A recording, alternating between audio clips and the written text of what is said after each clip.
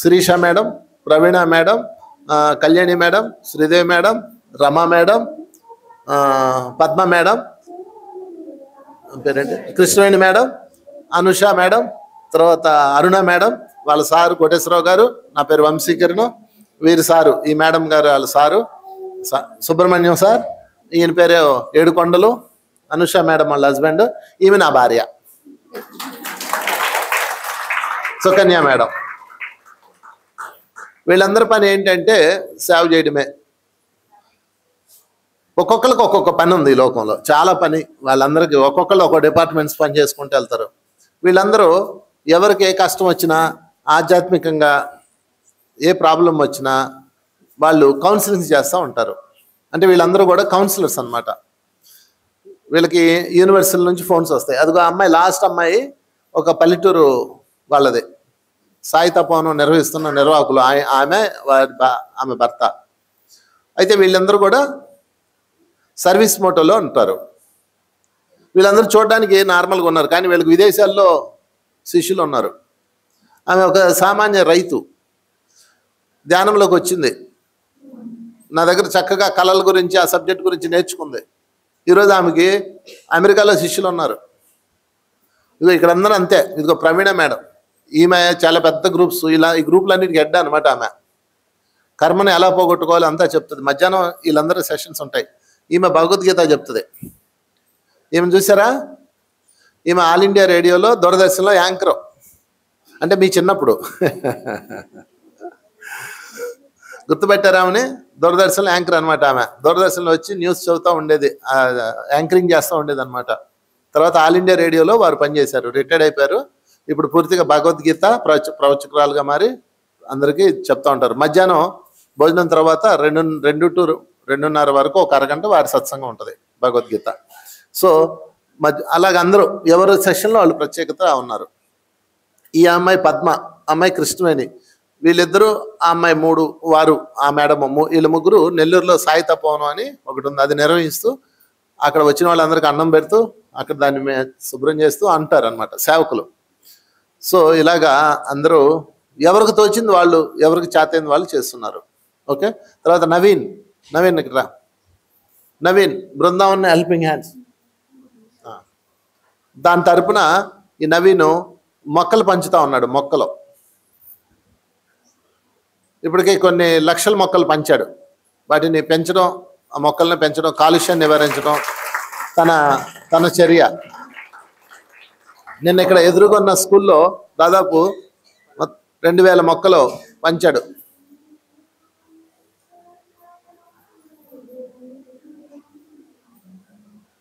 Only ప్రయత్నం చేసావు కదా. సో మిత్రులారా, అందరం చేసేది భూలోకాన్ని సేవే. ఒక్కొక్కరిది ఒక్కొక్క పద్ధతి. ఇప్పుడు వాళ్ళు కూడా సేవే చేస్తున్నారు. వాళ్ళు తప్పేం కాదు, వాళ్ళది ఆ సేవ, ఆమెది ఆ సేవ, ఈమెది ఈ సేవ, నాది ఈ సేవ, అన్నీ ఈ సేవ మీ సేవలే. ఏది వీలైతే అది చేయడమే ఈ లోకానికి. మన పని మనం చేసుకోవాలి, మన పని వదలకూడదు. మన పని మనం చేసుకుంటూ ఏది వీలైతే అది చేయడమే సేవ. అంతేగాని ఎన్ని వదిలేసి ఎక్కడికో వెళ్ళి చేసేది సేవ కాదు. అది నీ యొక్క ఆత్మని తృప్తిపరచుకోవడానికి నువ్వు చేసేది. ప్రతి మనిషి సేవ చేస్తున్నాడు నీ లోకంలో. మీరు కూడా సేవ చేస్తున్నారు తెలుసా. మీరు ఇక్కడికి వచ్చి కూర్చున్నారు, అదే మాకు సేవ. మీరు మాకు సేవ చేస్తున్నారు. మేము చెప్పేది అంతా వింటున్నారు కదా. మీరు లేకపోతే మేము ఎవరికి చెప్పాలా? సేవ చేసేవాడు, సేవ తీసుకున్న వాళ్ళు ఇద్దరు సేవకులే. అందరు విశ్వంలో సేవకులే. ఓకే, చప్పలు కొడదాం ఈ మాస్టర్స్ అందరికీ. సో ఈరోజు మనం ఏంటి, ఈరోజు స్పెషల్ ఏంటి? ఆదివారమా? ఈరోజు చంద్రగ్రహణం. చప్పలు కొట్టుకుందాం చంద్రగ్రహణానికి. చంద్రుడు ద లెజెండ్ మాస్టర్. చంద్రుడు స్టోరీ చెప్తాం మీకు ఈరోజు.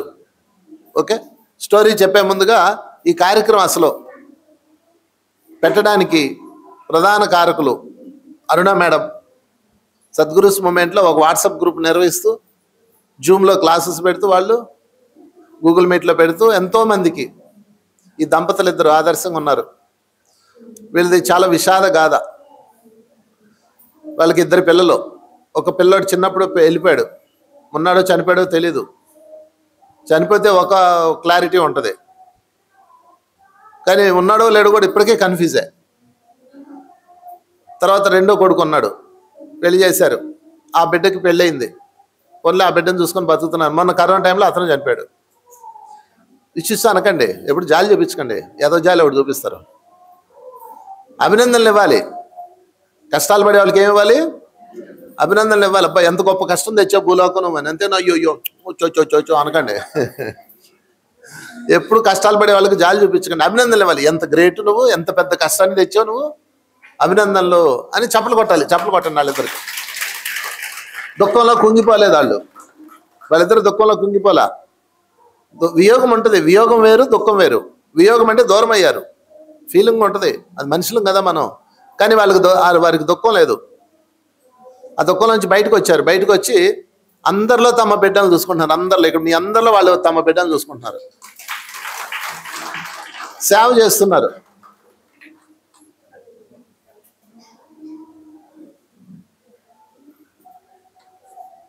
ఆ సేవలో ఎవరైతే పిల్లలు చనిపోయి బాధలు పడుతున్నారో వాళ్ళు కౌన్సిలింగ్ ఇస్తారు. అర్థమైందా మీకు? ఆమె నా దగ్గరకు వచ్చినప్పుడు వాళ్ళ అబ్బాయిని కళ్ళల ద్వారా చూసుకుంది, సంతోషంగా ఉంది. తర్వాత నేనేం చేయాలి, నీలాగే ఎంతోమంది బాధలో ఉన్న తల్లులు ఉన్నారు, వాళ్ళందరికీ చెయ్యమ్మా అంటే చక్కగా చేస్తుంది. ఇప్పుడు దానికి ఒక చక్కగా గ్రూప్ ఉంది. ఆ గ్రూప్ పెట్టేసి ఎవరన్నా తమ అయిన వాళ్ళని కోల్పోయి బాధలో ఉన్న వాళ్ళకి ఆమె కౌన్సిలింగ్ ఇస్తుంది, వాళ్ళకి ట్రైనింగ్ ఇస్తుంది, తర్వాత వాళ్ళ చేత సేవ చేస్తుంది. అలాగే తను చాలా టీం ఉన్నారు. ఒకసారి అభినందనలు చెప్దాం వారికి మనం. ఓకే, సో వారు 2 మాటలు మాట్లాడాలి.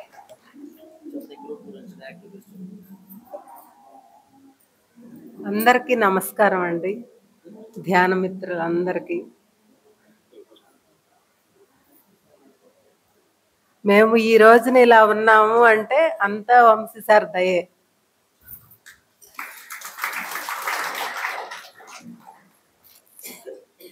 ఎంతో దుఃఖంలో నుంచి బయటకు వచ్చి మాలాంటి వాళ్ళని ఇంకా ఎంతమందినో బయటికి తీసుకొచ్చే అంత శక్తినిచ్చారు మాకు. అది మొన్న ఒక ఆమె అయితే అసలు ఎంత హింసో అంటే, తనకేం పిల్లలు అది కాదు, భర్తతో హింస అన్నమాట. ఇంకా ఎదురు మెంటల్ హాస్పిటల్కి వెళ్ళే స్థితికి వచ్చింది తను.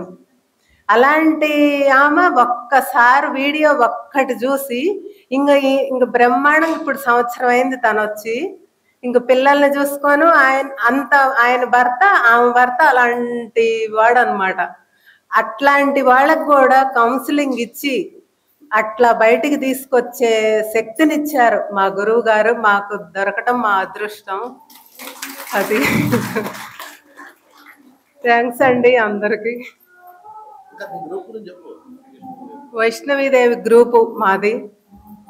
ఎంతో మంది ఉన్నారు, ఇప్పుడు కూడా నడుస్తుంది. రోజు ధ్యానం ఉంటది, కౌన్సిలింగ్ బాగుంది. 3 పూట్ల ధ్యానం ఉంటది, సత్సంగం అంతా. అది మాట్లాడండి. అంటే జూమ్లో అయితే మాట్లాడదు, ఇక్కడ మాట్లాడదు. ఓకే, దానికి భయంకరమైన కష్టం. అన్ని కష్టాలని తన ఆత్మశక్తితో దాటింది. తను మాట్లాడాలి. Thank you sir. ఇక్కడ వచ్చిన ఆత్మ బంధువులందరికీ కృతజ్ఞతలు. సారు వస్తున్నారని చెప్పగానే ముందు మీరందరూ వస్తామని, నాకన్నా ముందు మీరే వచ్చేసారు మాస్టర్స్. మీకు నిజంగా కృతజ్ఞతలు. మామూలుగా వాళ్ళ క్లాసు దొడ్లేల్లో జరగాలి, దొడ్లేళ్ళు సారు కుదరలేదు. అందరం అక్కడ కలుసుకుందాం అనుకున్నాము, సారు కుదరపోవటాను ఇక్కడ కలుసుకున్నాము. అందులో అరుణ మేడం పెద్ద మాస్టర్, చాలా మాస్టర్ అరుణ మేడం. తన రావాలి అని పట్టుబట్టి అందరం ఇక్కడికి వచ్చాము. తర్వాత నేను కాలభైరవ గ్రూప్ మాది, ఈ గ్రూప్లోకి వచ్చిన తర్వాత నేను చాలా చాలా ఎదిగాను. ఆత్మవిజ్ఞానాన్ని తెలుసుకుంటున్నాను. కర్మలు చూసుకోవటం, విపాకం చేసుకోవటం, కర్మధ్యానము, 72 శ్వాసలు ఇవన్నీ చేస్తూ ఇంకా ఎంతో ఎంతో తెలుసుకోవాలని తపన వంశీ సార్ మూలంగా నేను చాలా ఎదిగాను. ఇప్పుడు నేను ఇలా ఉన్నానంటే కారణం వంశీ సారే. ఫస్ట్ నాగేంద్ర స్వామి, తర్వాత పత్రిజీ సార్, తర్వాత వంశీ సార్. వంశీ సార్ని పరిచయం చేసిందే పత్రిజీ సార్. కట్టాల్లో వెళ్ళాము, తెల్లారి నాకు సారు పరిచయం అయ్యారు. ఇంతమంది గురువులు నాకు అండగా ఉండి నా బాధల నుంచి విముక్తి అవుతున్నాను. ఇంకా ముందు కూడా ఈ ఆత్మ జ్ఞానాన్ని తెలుసుకుంటూ ఇంకా ఇంకా ముందుకు వెళ్తూ ఒకటే ఒక తపన, సార్ సబ్జెక్టు అందరికీ అందాలి, అన్ని ఊళ్ళు వెళ్ళాలి, ఈ కర్మధ్యానం అందరికీ తెలియాలి. అదే నా తపన, ఆరాటం. సార్కి ఇచ్చే కృతజ్ఞత ఇది నాది. సార్ కృతజ్ఞత ఎలా తీర్చుకోవాలంటే అన్ని ఊర్లు కర్మధ్యానం గురించి ప్రచారం చేయాలి, అందరు కర్మధ్యానం చేయాలి. ఇదే నా గోలు. ఇంతకన్నా ఏమీ లేదు. సార్కి ఇచ్చే బహుమానం నా మూలంగా, నా తరపున ఇది. సత్రంపల్లి మాస్టర్స్ అందరికీ కృతజ్ఞతలు. ఎక్కడికి వెళ్ళాలన్నా ముందు మీరు ప్రిపేర్ అవుతున్నారు. సార్ దృష్టిలో కూడా సత్రంపల్లి అంటే ఒక మంచి ఇన్ఫర్మేషన్ ఉంది. సార్ చాలా చాలా మెచ్చుకుంటారు మన గ్రూప్ అందరినీ. అలాగే ఇక్కడ నీలిమ గారు చాలా వర్క్ చేస్తున్నారు. నీలిమ ఎక్కడో వెనకాల కూర్చుంది, తను ఎంతో వర్క్ చేస్తుంది సద్గురు మూవ్మెంట్ తరపున. తను కూడా ముందుకు రావాలి. సార్ పిలిస్తే వస్తే సరే, సారే పిలుస్తారు. Thank you masters, thank you. నీలిమారా కూర్చో, నువ్వు కూడా కూర్చో. ఈ అమ్మాయి 3 రోజుల పాటు 72 గంటలు ఏకదాటిగా ధ్యానం చేసింది. చప్పలు కొడదాం నీలిమాకి. 3 రోజుల పాటు అంటే చిన్న విషయమా? 72 గంటలు అంటే మధ్యలో లేచి భోంచేసి మళ్ళీ చేయడం కాదు, కంటిన్యూగా చేసింది. చప్పలు కొడదాం. 72 గంటలు.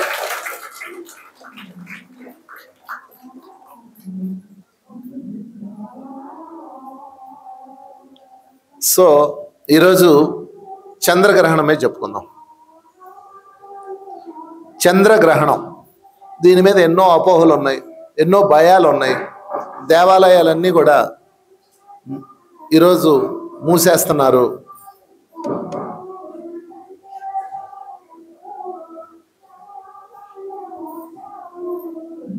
ఈ చంద్రగ్రహణం రోజున మనం తెలుసుకోవాల్సిన అంశాలు ఏంటంటే,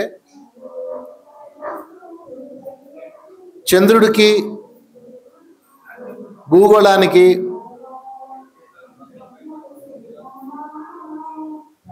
చాలా దగ్గర సంబంధం ఉంది. చంద్రుడు లేకపోతే భూమి మీద చాలా జీవరాశి చనిపోద్ది. మనకు సూర్యుడి గురించి తెలుసు, చంద్రుడి గురించి లోతుగా తెలుసుకోలేం. ఎందుకంటే ఆ చంద్రగ్రహణం రోజున భయం అనేది బాగా ఎస్టాబ్లిష్ అయిపోయింది అందరిలో. భయం, అసలు బయటికి రాకూడదు, చంద్రుని చూడకూడదు, రకరకాల భయాలు ఉన్నాయి. విజ్ఞాన శాస్త్రం ఎంత డెవలప్ అయినా ఇంకా భయాలు ఉన్నాయి. చంద్రుడిని భూమి కప్పేస్తుంది, రకరకాలు ఉన్నాయి. ముందుగా ఒకసారి పురాణ కథ చూద్దాం. ఇంకా చంద్రుడు రాక్షసుని మింగాడు, ఈ కథలన్నీ మీకు తెలుసు కదా, అవన్నీ పక్కన పెడదాం కాసేపు. చంద్రుడు యొక్క రియలైజేషన్ గురించి చెప్తా. శివుడు తల మీద ఎవరున్నారు? గంగ ఉంది. గంగ పక్కన ఎవరున్నారు? గంగ కన్నా పైన ఎవరున్నారు? చంద్రుడు ఉన్నాడు, అర్ధచంద్రుడు. ఆ స్టోరీ ఏంటో ఒకసారి చెప్తాం మీకు. చంద్రుడు తారాదేవితో వివాహం జరిగింది. వివాహం జరిగాక తారాదేవి చంద్రుడు ప్రేమించుకున్నారు. దక్షుడు పిల్లలు, మిగతా వాళ్ళు ఉన్నారు. వాళ్ళందరూ కూడా పెళ్లి చేసుకుంటేనే నీకు తారాదేవిని ఇచ్చి పెళ్లి చేస్తానని చెప్పాడు. అంటే ప్రతి తల్లిదండ్రులు చేసే తప్పు పని ఇదే. పిల్లలకి కమిట్మెంట్తో, అగ్రిమెంట్తో, ఒప్పందాలతో పెళ్లి చేస్తారు. ఆ పెళ్లి నిలబడదు, గుర్తుపెట్టుకోండి. తల్లిదండ్రులందరికీ చంద్రుడు, దక్షుడు చేసిన పని పెద్ద కనువిప్పు అనమాట. అంటే నీకు మా అమ్మాయి ఇష్టమైతే చేసుకో, ఈ అమ్మాయి కూడా ఇష్టమైతే చేసుకో. అంటే ఆ రోజుల్లో ఎక్కువ మందిని చేసుకోవచ్చు కాబట్టి దానికి అర్థం ఉంది. కానీ నువ్వు ఆ అమ్మాయిని చేసుకోవాలంటే మిగతా వాళ్ళని కూడా చేసుకుంటేనే ఇస్తాను అన్నాడు. అదంత బుద్ధి లేని పని అది. అంటే అగ్రిమెంట్లతో పెళ్లి చేయకండి. కమిట్మెంట్తో పెళ్లి చేయకండి, ఎక్స్పెక్టేషన్స్తో పెళ్లి చేయకండి. దేంతో పెళ్లి చేయాలి తెలుసా? పిల్లలకి ఇష్టంతో పెళ్లి చేయాలా? దేంతో అండి? ఇష్టంతో. పెళ్లి చూపులు చూశాక సంబంధం ఓకే అనుకున్నాక మీరు పిల్లల్ని అడుగుతారు, వాళ్ళు అవునో కాదో చెప్తారు. వాళ్ళు కానీ నాకు వద్దు అన్నారు అనుకోండి, మీరు ఎందుకు వద్దు, ఏ ముక్కు వంకర, మూతి వంకర, కాలు వంకర, కొయ్యి వంకర, అదని ఇదని మీరు ఒప్పిస్తారు. దాంతో వాళ్ళ మైండ్ సరేలే అంటారు. మీ కాలంలో అది చెల్లింది, మీ కాలంలో ఇంకా వేరే ఆప్షన్ లేదు. కానీ ఈ కాలంలో అది చెల్లదు. ఈ కాలంలో పెళ్లి చేసుకొని వెళ్ళిన 6 నెలలకే పంచాయతీలు, తగువులు, విడాకులు, ఇక మీరు కోర్టుల చుట్టూతో తిరగాల. అర్థమవుతుందా? అవునా కదా? మీరు మొన్న ఈ మధ్యనే భోజనంకి వెళ్ళి వచ్చిన పెళ్లి చూసుకోండి, అప్పుడే పెడాకులు అయ్యి ఉంటుంది. 100 పెళ్లిలో 80 పెడాకులు ఇప్పుడు. కారణం ఏంటంటే, ఒకప్పుడు సమాజంలో స్త్రీలు అంటే మీరు ఒకప్పుడు ఏది చెప్తే అది ఆప్షన్స్ లేవు అప్పుడు. కానీ ఇప్పుడు అలా కాదు. ఇప్పుడు స్త్రీకి స్వేచ్ఛ వచ్చింది, తను మీ మాట ఎందుకు వింటుంది? అందుకని ఇప్పుడు దక్షుడు చేసిన పని మీరు చేయకండి. దక్షుడు ఇదే పని చేశాడు. తన దగ్గర ఉన్న ఆడపిల్లలందరినీ కలిపి చంద్రుడికి ఇచ్చాడు, పెళ్లి చేసుకున్నాడు. మరి ఏం చేస్తాడు? తారాదేవి కోసం చేసుకున్నాడు. కానీ కాపురం ఎవరితో చేశాడు? తారాదేవితో చేశాడు. ఇద్దరు చట్టపట్టలు వేసుకుని తిరిగారు, ఆమె మిగతా వాళ్ళు పట్టించుకోలేదు. దాంతో వాళ్ళ కోపం వచ్చింది. రోజుల తరబడి ఎదురు చూశారు, దుఃఖంలో మునిగిపోయారు. అసలు ఈ పెళ్లి ఎందుకు చేసుకున్నాను దేవుడా అనుకున్నారు. వెళ్ళారు, తండ్రి దగ్గర మొరపెట్టుకున్నారు, నన్ను అసలు పట్టించుకోవట్లేదు, నేను భార్య కాదు, ఒక పని మనిషిలో ఉన్నాను ఇంట్లో అని చెప్పారు. వాళ్ళ బాధలు చెప్పుకున్నారు. తప్పెవరు చేశారు? దక్షుడు చేశాడు. కానీ చంద్రుడు పిలిపించి, నీకు నా బిడ్డల్ని ఇస్తే నువ్వు సరిగా చూసుకోవాలి కదా అన్నాడు. నువ్వు చూసుకున్నందుకు నీకు నేను పనిష్మెంట్ వేస్తున్నాను, నువ్వు ఈ రోజు నుంచి కృషించిపో అని శాపం పెట్టాడు. కృషించిపోయాడు, క్షీణించిపోయి మరణించు. అప్పుడు చంద్రుడు క్షీణించిపోవడం మొదలుపెట్టాడు. క్షీణించిపోయి చంద్రుడు మరణించాడు అనుకో, ఎర్త్ మీద చాలా ప్రాబ్లం వస్తుంది. ఓకే అండి? అప్పుడు అందరూ కలిసి అతనికి ఒక విధానం చెప్తారు, మృత్యుంజయ మంత్రం చెప్తారు. ఆ మృత్యుంజయ మంత్రంతో అతను ధ్యాన సాధన చేసి మహాదేవుడిని పిలుస్తాడు. మహాదేవుడికి చెప్తాడు. ఏం చెప్తాడు తెలుసా? జాగ్రత్తగా నేను, ఇదే కథలో లేని ట్విస్ట్. నేను తప్పు చేశాను, నా భార్యల్ని ప్రేమతో చూసుకోలేదు, పార్షియాలిటీ చూపించాను, నా తప్పే. ఆయన చేశాడు అనుకో, నేను ఎందుకు చేసుకోవాలా? నేను చేసుకోకుండా ఉండాల్సిందే. నేను చేసుకొని వాళ్ళ గొంతు కోసాను, ఇది మై మిస్టేక్. కనుక నేను చేసిన దానికి నేను క్షమాపణ కోరుకుంటున్నాను, నేను సరిదిద్దుకుంటాను, అవకాశమి అన్నాడు. ఏమన్నాడు? అవకాశమి, గివ్ మీ 1 ఛాన్స్ అన్నాడు. గుర్తుపెట్టుకోండి, దీనికి చంద్రగ్రహణానికి లింక్ ఉంది. నాకు ఒక అవకాశమి Mahadeva, I will change my life అని చెప్పాడు. అప్పుడు మహాదేవుడు అతనికి శక్తినిచ్చాడు. ఎప్పుడైతే రియలైజ్ అయ్యాడో, గుర్తుపెట్టుకోండి, మీ జీవితంలో ఏ సమస్య వచ్చినా మీరు అనంత విశ్వంతో మాట్లాడాలి, ఎవరితో చెప్పకూడదు, ఎవరితో డిస్కస్ చేయకూడదు. అనంత విశ్వంతో మాట్లాడాడు చంద్రుడు. ఈ చంద్రగ్రహణం 3 రోజులు అనంత విశ్వంతో మాట్లాడే గొప్ప అవకాశం ఇది. ఇది చంద్రగ్రహణం ప్రత్యేకత. అంటే పూజలు చేసుకునే వాళ్ళు, కార్యక్రమాలు చేసుకునే వాళ్ళు వాళ్ళ పని వాళ్ళు చేస్తారు.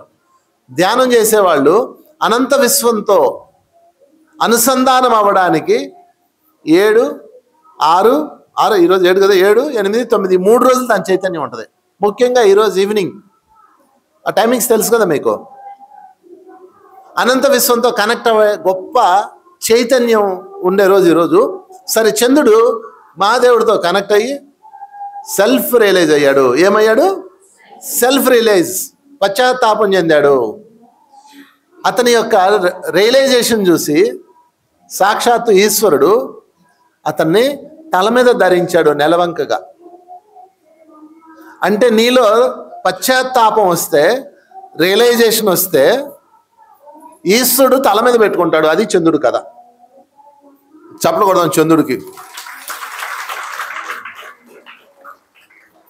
మీరు ఇక్కడ గమనించాల్సిన పాయింట్ ఏంటంటే, చంద్రుడు దక్షుడి మీద కంప్లైంట్ చెప్పలేదు, దక్షుడే ఇలా చేశాడని చెప్పలేదు. నేను పొరపాటు చేశాను, ఒప్పుకుంటున్నాను, నా ప్రేమ మత్తులో నా భార్యలకు ఇవ్వాల్సిన విలువ ఇవ్వలేదు, కనుక నేను క్షమాపణ కోరుకుంటున్నాను, నేను మార్చుకుంటాను, గివ్ మీ వన్ ఛాన్స్. చూడండి, మీ జీవితంలో ఏమన్నా జరగండి, ఏదన్నా కష్టం రాని, మీరు పక్క వాళ్ళని నిందించకూడదు. ఎందుకంటే మీకు ఆ ప్రారంభం ఉంది కాబట్టి వాళ్ళు అలాగా వస్తారనమాట, మీ దగ్గరకు వస్తారు. అప్పుడు చంద్రుడు ఎప్పుడైతే సెల్ఫ్ రియలైజ్ అయ్యాడో ఈశ్వరుడు అతనికి శక్తిని ఇవ్వడం మొదలుపెట్టాడు. అయితే అతను ఏమన్నాడంటే, దక్షుడు ఇచ్చిన శాపాన్ని నేను తీను, ఎందుకంటే అది విశ్వ నియమం ప్రకారం నువ్వు తప్పు చేసావు కాబట్టి అది ఇచ్చాడు. అతను ఇచ్చిన శాపం వల్ల నువ్వు కృషించిపోతావు, నో ప్రాబ్లం, నేను నీకు శక్తినిచ్చి మళ్ళా పెంచుతాను అంటాడు. అదే పౌర్ణమి నుంచి అర్ధచంద్రుడు, తర్వాత నెలవంక, మళ్ళీ నెలవంక నుంచి పూర్ణచంద్రుడు. అది ఆ కథ అర్థం. అంటే అది సైన్స్ పరంగా చూస్తే అది వేరే మారిపోతుంది. పురాణ కథ అర్థం తీసుకుందాం. ప్రతి దానిలో ఒక అర్థం ఉంటుంది.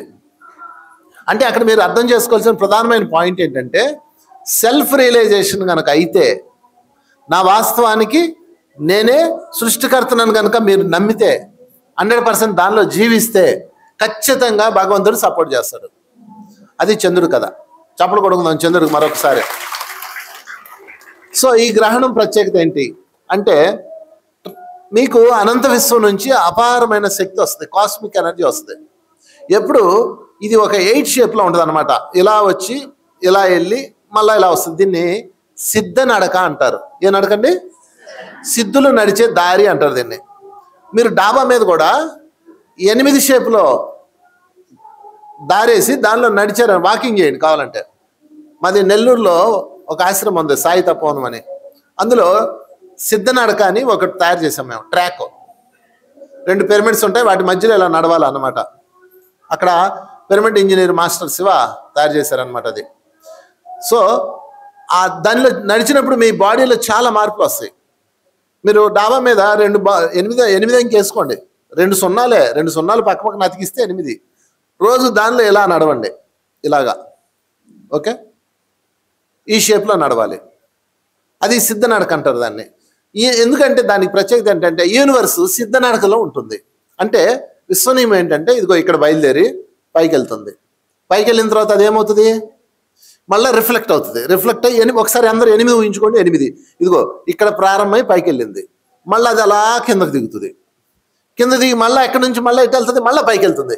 సో యూనివర్స్ ఎప్పుడు 8 షేప్లో ఉంటుంది. అంటే నువ్వు ఏదైతే భావిస్తున్నావో, ఏదైతే ఆశిస్తున్నావో, ఏదైతే భయపడుతున్నావో, ఏదైతే ఊహిస్తున్నావో, ఏదైతే ఇష్టపడుతున్నావో అది నిన్ను చేరుతుంది. ఏదైతే నువ్వు అమలు చేసావో అది మళ్ళా పైకి వెళ్తుంది. అది సిద్ధ నడకంటే, సిద్ధులు నడిచే దారి అది. ఈ అనంత విశ్వం ఆ విధంగా ఉంటుంది అన్నమాట. ఓకే, మళ్ళీ స్టార్ట్ చేద్దాం. రెడ్ వచ్చి మొదలు కథ తెలుసా తెలీదా? నీకు తెలీదా? ఒక ఊరిలో ఒక ఆయన ఉన్నాడు. ఆయన అదేంటిది బుర్రకథ చెప్తా ఉంటాడు, రామాయణం చెప్తున్నాడు. రాముడు పుట్టెను, దశరథ మహారాజు యాగం చేసినో రాముడు పుట్టెను, ఇలా కథ చెప్తా వెళ్తున్నాడు. కథ ఎక్కడ దాకా వచ్చింది? అరణ్యవాసం దగ్గరకు వచ్చారు. ఇంతలో ఆ ఊర్లో రెడ్డి గారు వచ్చారు, పెద్ద మనిషి. రెడ్డి అంటే పెద్ద మనిషి, ఆ కులం కాదు. ఒక పెద్ద మనిషి వచ్చాడు. రాగానే పెద్ద ఆయన వచ్చి మళ్ళీ మొదలెట్టు అన్నారు. మళ్ళా దశరథ మహారాజు పుత్రకామేష్టి యాగం చేసినో మొదలుపెట్టాడు. ఓకే, మళ్ళా అరణ్యవాసం దాకా వచ్చింది కథ. మళ్ళీ ఇంకొక పెద్ద మనిషి వచ్చారు, ఇంకో నాయుడు గారు వచ్చారు, ఇంకో చౌదరి గారు వచ్చారు, ఇంకో ఊర్లో అందరూ పెద్దోళ్లే కదా, ఎవరిని కాదంటే అడి కోపం. ఎరా ఇందాక ఆయన వస్తే మొదలెట్టాం, మావాడు వచ్చాడు మొదలుపెట్టాడు, మళ్ళా మొదలెట్టాడు. తెల్లారులు పుత్రకామేష్టి యాగం అరణ్యవాసం దగ్గర ఉంది కథ. తెల్లారిపోయింది, ముగించారు. అట్టుంది నా కథ. ఇప్పుడు వచ్చిన వాళ్ళకి చంద్రుడు అంటే అర్థం కాదు, మళ్ళా నేను మొదటి నుంచి రావాలి. అక్కడేమో రికార్డింగ్ అవుతుంది. నా పరిస్థితి ఎట్టుందో ఊహించండి. రికార్డింగ్ మధ్యలో నేను చాలా జాగ్రత్తగా డీల్ చేయాలి. సో గ్రహణము అంటే గొప్ప అవకాశం 3 రోజులు, అంతేగాని భయపడకండి. అనే టెక్నికల్ ఇష్యూస్ కొన్ని ఉన్నాయి. రేడియేషన్ వస్తుంది, దాన్ని నివారించడానికి గరికి తెచ్చేసుకుంటారు. అది అన్ని మంచివేనండి, అవేం తప్పు పట్టకండి, అవన్నీ పిచ్చివి అనకండి. నిజమే, అవన్నీ ప్రతి దానిలోనూ సైన్స్ ఉంది. మన పూర్వీకులు అద్భుతంగా కనిపెట్టారు. గరిక ఎందుకు వేస్తారు చెప్పనా? ఏ చెట్టు అయినా సూర్యరశ్మి లేకపోతే చనిపోద్ది, లేదా సూర్యరశ్మి ఉంటే చనిపోద్ది. ఇండోర్ ప్లాంట్ సూర్యరశ్మి ఉంటే చనిపోతాయి, ఫ్యాన్ గాలికి చనిపోతాయి, నీళ్లు లేకపోతే చనిపోతాయి. నీళ్లు ఉన్నా లేకపోయినా, ఎండ ఉన్నా లేకపోయినా, ఎలాంటి పరిస్థితులైనా నీళ్ళల్లో ఉండిపోయినా బతకగలిగే ఏకైక మొక్క గరిక మాత్రమే. ఏకైక మొక్క. దాన్ని ఎంత అద్భుతమైన తెలుసా?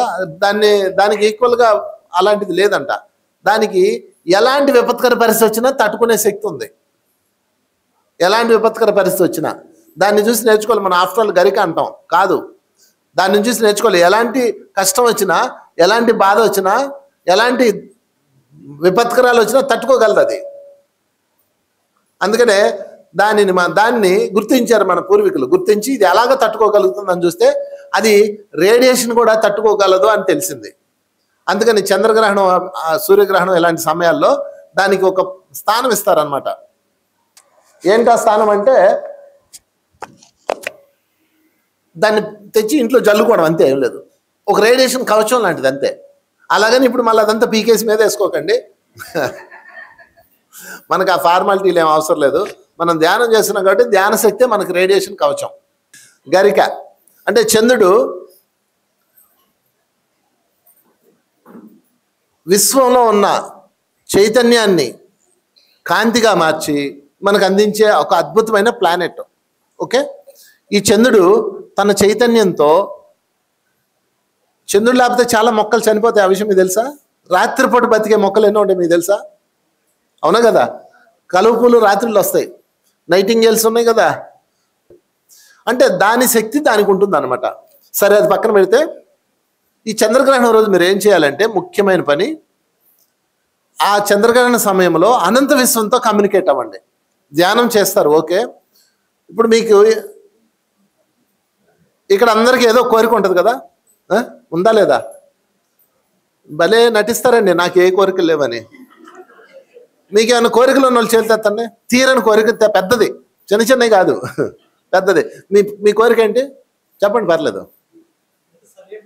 ఏం లేదా? మరి చేతికి ఎత్తారు. ఏమండి ధైర్యంగా చెప్పండి, కోరిక తీరుస్తాం. ఏంటి పెద్ద కోరిక?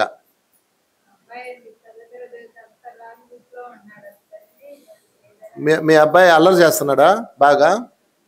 కృష్ణుడు అల్లరి చేశాడు, మరి ఆయన పూజ ఎత్తున ఆయన తిడుతున్నావు.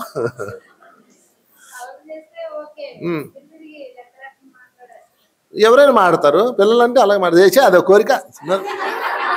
మా అబ్బాయి సరిగా లేడు అంటుంది, దానికి ఏం చెప్పాలా? మా అబ్బాయి సరిగా లేదు, ఆడు కూర్చున్నాడు, వాడు కాలేజీకి వెళ్ళరంటే ఎగ్గొట్టాడు వచ్చి కూర్చున్నాడు.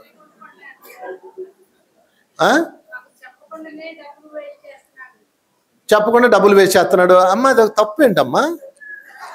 మావాడు ఇంకా చెప్పకుండా డబ్బులు వేస్ట్ చేస్తాడు. మావాడు అసలు నాకు అది కూడా తెలీదు. ఇంకా చెప్పు. మీ అబ్బాయి ఎవరినైనా చంపాడా? లేదు. కొన్ని బ్యాడ్ హ్యాబిట్స్ అంటే మందు, సిగరెట్ అలాంటివి చేస్తున్నాడా? లేదు. తర్వాత అమ్మాయిని లేవ తీసుకొని పోయాడా? లేదు. పిల్లల్ని ఏమైనా కిడ్నాప్ చేస్తున్నాడా? లేదు. మటలు మానవంగా చేస్తున్నాడా? లేదు. ఏంది చెడ్డోడమ్మ నాకు అర్థం కాదు. పిల్లల్ని నాశనం చేస్తున్నారు మీరు. ఇక మీ ఇష్టమే అంటే మాట్లాడకూడదు, ఇలా కూర్చోవాలి. అబ్బాయి ఇలా ఉంటే గుడ్ బాయ్. ముందు నీకు ఇవ్వాలి కౌన్సిలింగ్, ఆడికి కాదు. క్యాన్సిల్ నీ కోరిక. నీ కొడుకు ఇంకా అల్లరి చేయగాక, నీకు ఇంకా పిచ్చలేవుగాక, ఆ పిచ్చతో నువ్వు ఏం చేయాలి అర్థం కాక ధ్యానంలో విపరీతంగా పెరిగిపోగాక.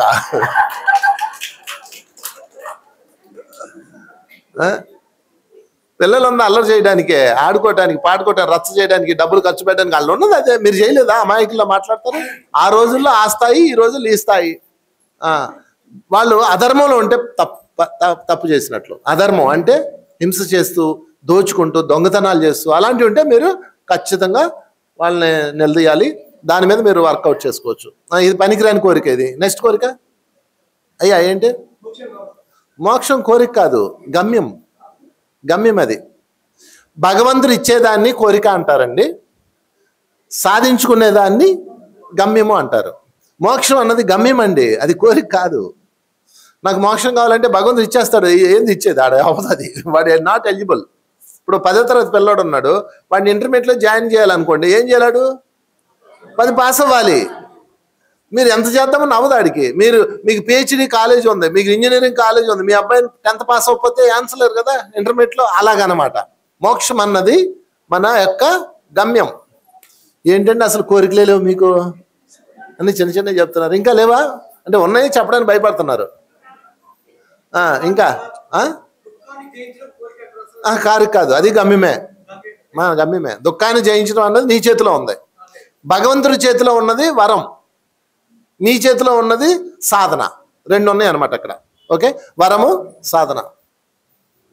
ఏం చెప్పండి మీకు ఈరోజు ఈ కోరిక తీరే మార్గం చెప్తాను. ఈ 3 రోజుల్లో 7, 8, 9 ఈ 3 రోజుల్లో నేను ఒక విధానం చెప్తాను. ఏ కోరికైనా నెరవేరుతుంది. కోరికే, మళ్ళీ గమ్యాలు కాదు. ఏంటి? ఇల్లు కొనుక్కోవాలా? ఆల్రెడీ ఉన్నదా ఇల్లు మీకు? అసలు ఇల్లు లేదా? కూర్చోండి. ఎస్, ఇది కొంచెం శాంక్షన్ అవుద్ది. నీ కోరిక ఏంటమ్మా? ఇల్లే. ఇక చూడు అత్తయ్య ఒకళ్ళు చూసి అక్కడ భలే లేస్తారు. అన్నీ ఎన్నో ఇల్లమ్మా? మొదటి ఇల్లా రెండో ఇల్లా? సొంత ఇల్లు లేదా నీకు? Very good. నీకు నానా నో పెట్టుకో.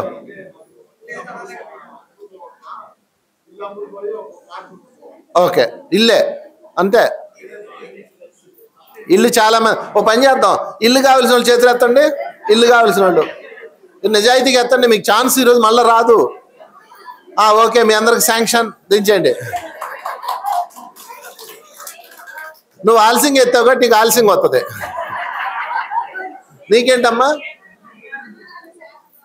మనవరాలా? నీకే దిక్కు లేదంటే మనవరాలు లేదమ్మా. కూర్చో. అసలు మనవరాల కోసం మాట్లాడకూడదు, కొడుకు కోసమే గట్టి తిట్టా మేడం మనవరాలంట. నీకు నీ భర్త నీ పిల్లలు అంతవరకే కోరిక. మనవరాలు కోరిక కాదు అది. మనవరాలు అంటే వాళ్ళ అమ్మగారు, వాళ్ళ అమ్మ అంటే మీ కూతురు కోరుకోవాలా, మీ కూతురు కొడుకో. అది శాంక్షన్ కాదు. ఇంకా మీ అమ్మాయి ఐఏఎస్ అవ్వాలా, అప్పుడు మీ అమ్మాయి కోరుకోవాలా. అది ఇంకా 10వ తరగతి పూర్తి కాలేదు, ఆ పిల్ల ఐఏఎస్ మొదలెట్టిందేమో. చూడండి, పిల్లలు సాగుకోవటం కాదా? ఏం చదువుతున్నా నువ్వు? 9th చదువుతుందండి ఆ పిల్ల. అప్పుడే ఐఏఎస్ మొదలెట్టింది. సరే, ఓకే, నీకు అదే కోరిక? అదిగో నీకు ఉందలే, ఇప్పుడు కాదు, అది ఇంజనీరింగ్కి వచ్చాక నీకు ఉంది. డాడీ కోరిక మమ్మీ కోరిక కాదు, నీ కోరిక ఏంటి? అదే పెట్టుకోవాలా. నీ కోరిక ఏంటి? ఏం లేదా? బంగారం నిట్రవే. ఇలాంటి నిజాయితీ పిల్లని ఎక్కడ చూడలేదండి. చప్పలు కొట్టండి ఈ పిల్లకి. నాకేదీ లేదండి. ఇప్పుడు వాళ్ళ నాన్న కోరిక ఐఏఎస్ అవ్వాలి, వాళ్ళ అమ్మగారి కోరికేమో వాళ్ళ ఆయన కోరిక కాబట్టి ఐఏఎస్ అవ్వాలి. నీకుందంటే నాకేట్లేదండి అంటుంది. నీకేం కోరిక ఉంది? ఏం లేదా? హ్యాపీగా ఉన్నావు, వెరీ గుడ్. నీకు తిరగలేదు. ఓకే అమ్మ, ఆ పప్పులే వడుకో. వాళ్ళు సంకల్పించుకోవాలి. మీరు మా అమ్మాయి ఐఏఎస్ అవ్వాలి, మా ఇంట్లో మా కులంలో మంచి పేరు రావాలి, అది పిచ్చి. మీ జీవితానికి మీకు సంబంధం ఉంటుంది.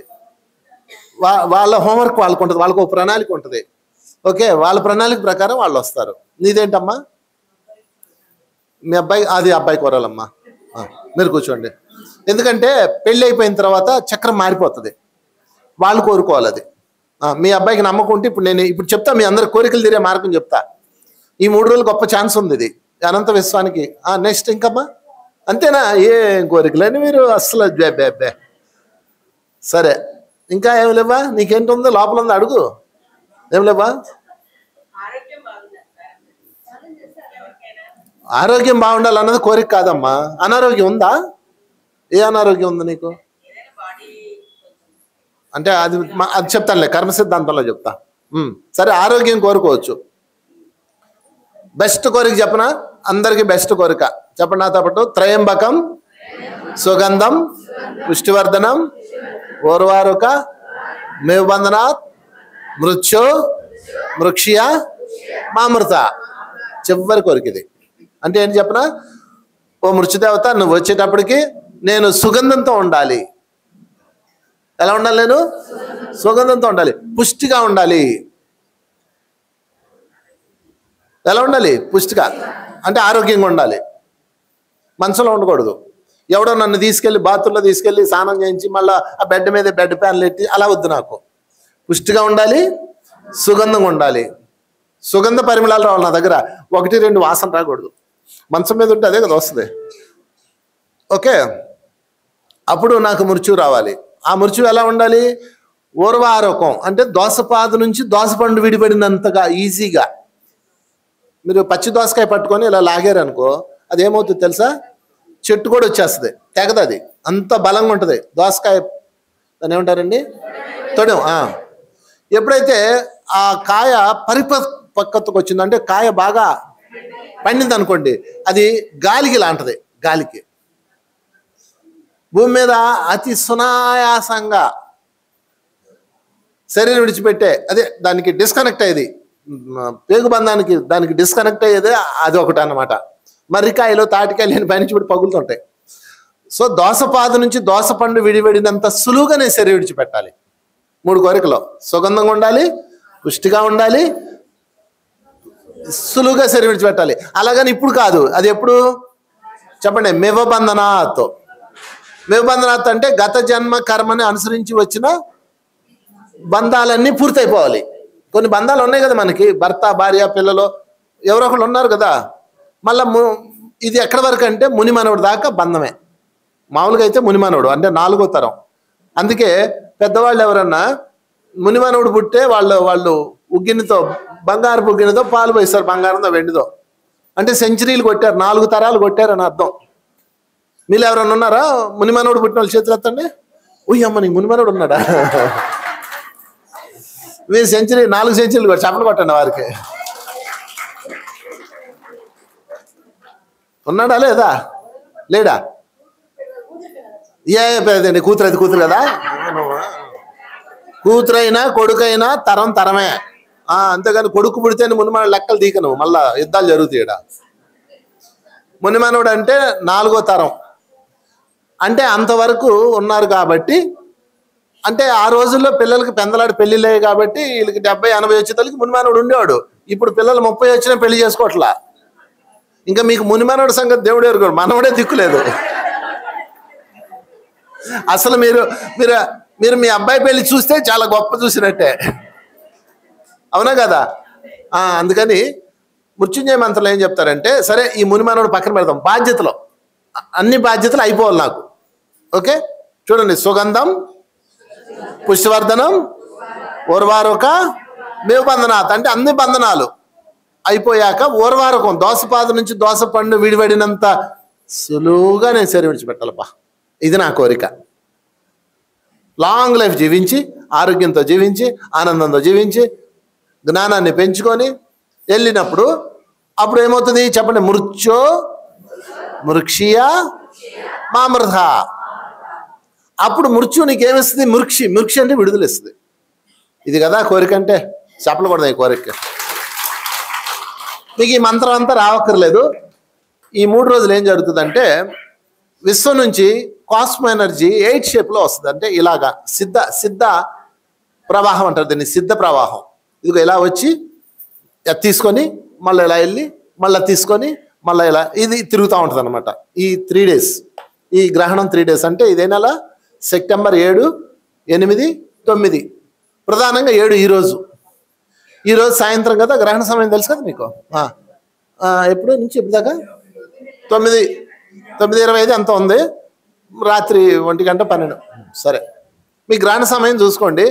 ఆ సమయంలో మీరు ధ్యానం చేయండి. ధ్యానంలో కూర్చొని అనంత విశ్వంతో మాట్లాడండి.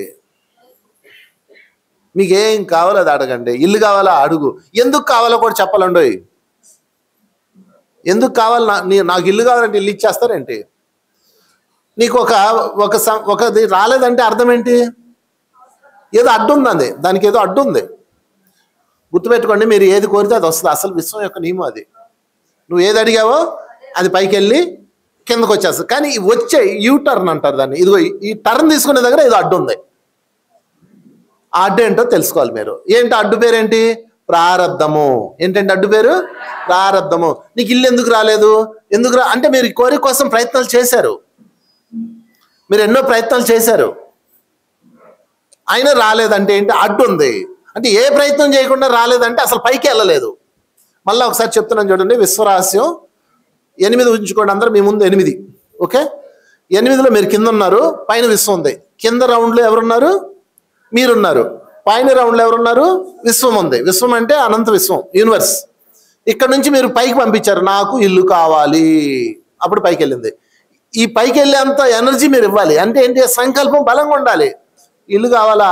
నాకు ఇల్లు కావాలి, ఇల్లు కొనుక్కుందామండి అనుకుంటారు. ఇలా ఎవడో వచ్చి ఎందుకు ఇల్లు, పని లేదు, డబ్బులు దండగా, అది తీసుకెళ్ళి బిజినెస్లో పెడితే డాబాలు వస్తాయి కదా, ఎవడో ఒకటి చెప్తాడు మీకు. ఈ వాట్సాప్లో అయ్యే వస్తుంటాయి. అంటే వీడు రాగానే ఇది ఫోర్స్ తగ్గిపోతుంది, ఈ పైకి వెళ్ళే ఫోర్స్ తగ్గిపోతుంది. మీరు వాటర్ పైకి వెళ్ళాలని మీరు ఓదాలి కదా, అది కాన్సెప్ట్. ఎనర్జీ ఇవ్వాలి దానికి, మీరు సంకల్పానికి ఎనర్జీ ఇవ్వాలి. మీరు ఫస్ట్ నాకు ఇల్లు కావాలి అనుకోగానే ఎవడెవడు వచ్చి కొనుక్తాడు. నాకు బండి కావాలి, ఇదిగో నేను నా ఫ్రెండ్ ఇద్దరు ఉన్నాం. ఈ మధ్య వాట్సాప్లో చూసాక నాకు గుర్తొచ్చింది ఆ కథ, నా లైఫ్లో జరిగింది. నాకు బుల్లెట్ అంటే చాలా ఇష్టం. నేను హైట్ పర్సనాలిటీ, నాకు బండి కావాలంటే బుల్లెట్ నాకు తగ్గట్టు ఉంటుంది అది అని నేను అది కావాలని నేను కొనుక్కున్నా. అప్పట్లోనే అది 70,000 60,000 ఉండేది. నా ఫ్రెండ్ ఉన్నాడు, వాడేమో డబ్బులు ఎందుకు వేస్ట్ చేస్తావని వాడు షేర్లు కొనుక్కున్నాడు, షేర్లు. ఓకే, ఇప్పుడు నాకు బుల్లెట్ కావాలి, ఇద్దరం బండి కావాలని కోరుకున్నాం. నా ఎనర్జీ పెట్టాను, బుల్లెట్ కావాలి, నాకు బండి ఎలాగైనా బండి కావాలి. అబ్బా ఏముంటుంది దాని సౌండ్, డుగ్ డుగ్ డుగ్ అంటే చాలా బాగుంటుంది, నాకు అదే కావాలి. ఎప్పుడు ఒక 25 ఏళ్ళ క్రితం నాకు అది అలా వెళ్ళింది, నాకు అది కావాలి, అలా వచ్చింది నాకు. ఈడు కూడా కావాలన్నాడు కదా, ఇంతలో ఒకడు వచ్చాడు మా దగ్గరికి. వాడు ఒకడు వస్తాడు, ఎప్పుడు మీ దగ్గర కూడా వస్తాడు. ఎవడాడు? వాడి పేరేంటి తెలుసా? నక్షత్రకుడు. ఎవడాడు? వాడు వస్తాడు, వాడి పని నిన్ను చెడగొట్టడమే వాడి పని, ఇంకే పని ఉండదు. నువ్వు చదువుకుంటున్నావు, వాడు వస్తాడు, అరే సినిమాకి పదరా అంటాడు, ఆడే నక్షత్రకుడు. నువ్వు ధ్యానం క్లాస్కి వెళ్తున్నావు అనుకో, ఏం పని లేదా ఆడే, అంతే ఏముండదు అంటాడు. ఆడు అంతే, వాడి డ్యూటీ అది. నువ్వు నాశనం అయ్యాక వాడు కనపడ్డావు, గుర్తుపెట్టుకోండి. మీ జీవితంలో ఆల్రెడీ నక్షత్రాలు చాలా మంది వచ్చి వెళ్ళారు. మీరు కరెక్ట్గా మిమ్మల్ని నాశనం చేసి మీ యొక్క ఏ శక్తి, అది సంకల్ప శక్తిని పైకి పంపించకుండా అడ్డు పెడతారండి. వాళ్ళని మీరు దాటాలి. ఆ నక్షత్రుడు వచ్చాడు, నా దగ్గరకు వచ్చాడు, అరే ఎందుకురా బుల్లెట్ దండగా, బోళ్ళు ఖర్చు, పెట్రోల్ 10 కూడా రాదు, అది ఇది అన్నాడు. మీరు గుర్తుపెట్టుకోండి, ఈ అనంత విశ్వంలో మీ కోరిక కన్నా మించింది ఏదీ లేదు. మీ కోరిక చాలా గొప్పదే, దాన్ని తీర్చుకోవడానికి మనం వచ్చాం. ఆ కోరిక ధర్మబద్ధమై ఉండాలి, మళ్ళీ అధర్మ కోరికలు కాదు, ధర్మబద్ధమైన కోరిక. రెండోది అవసరమైన కోరిక.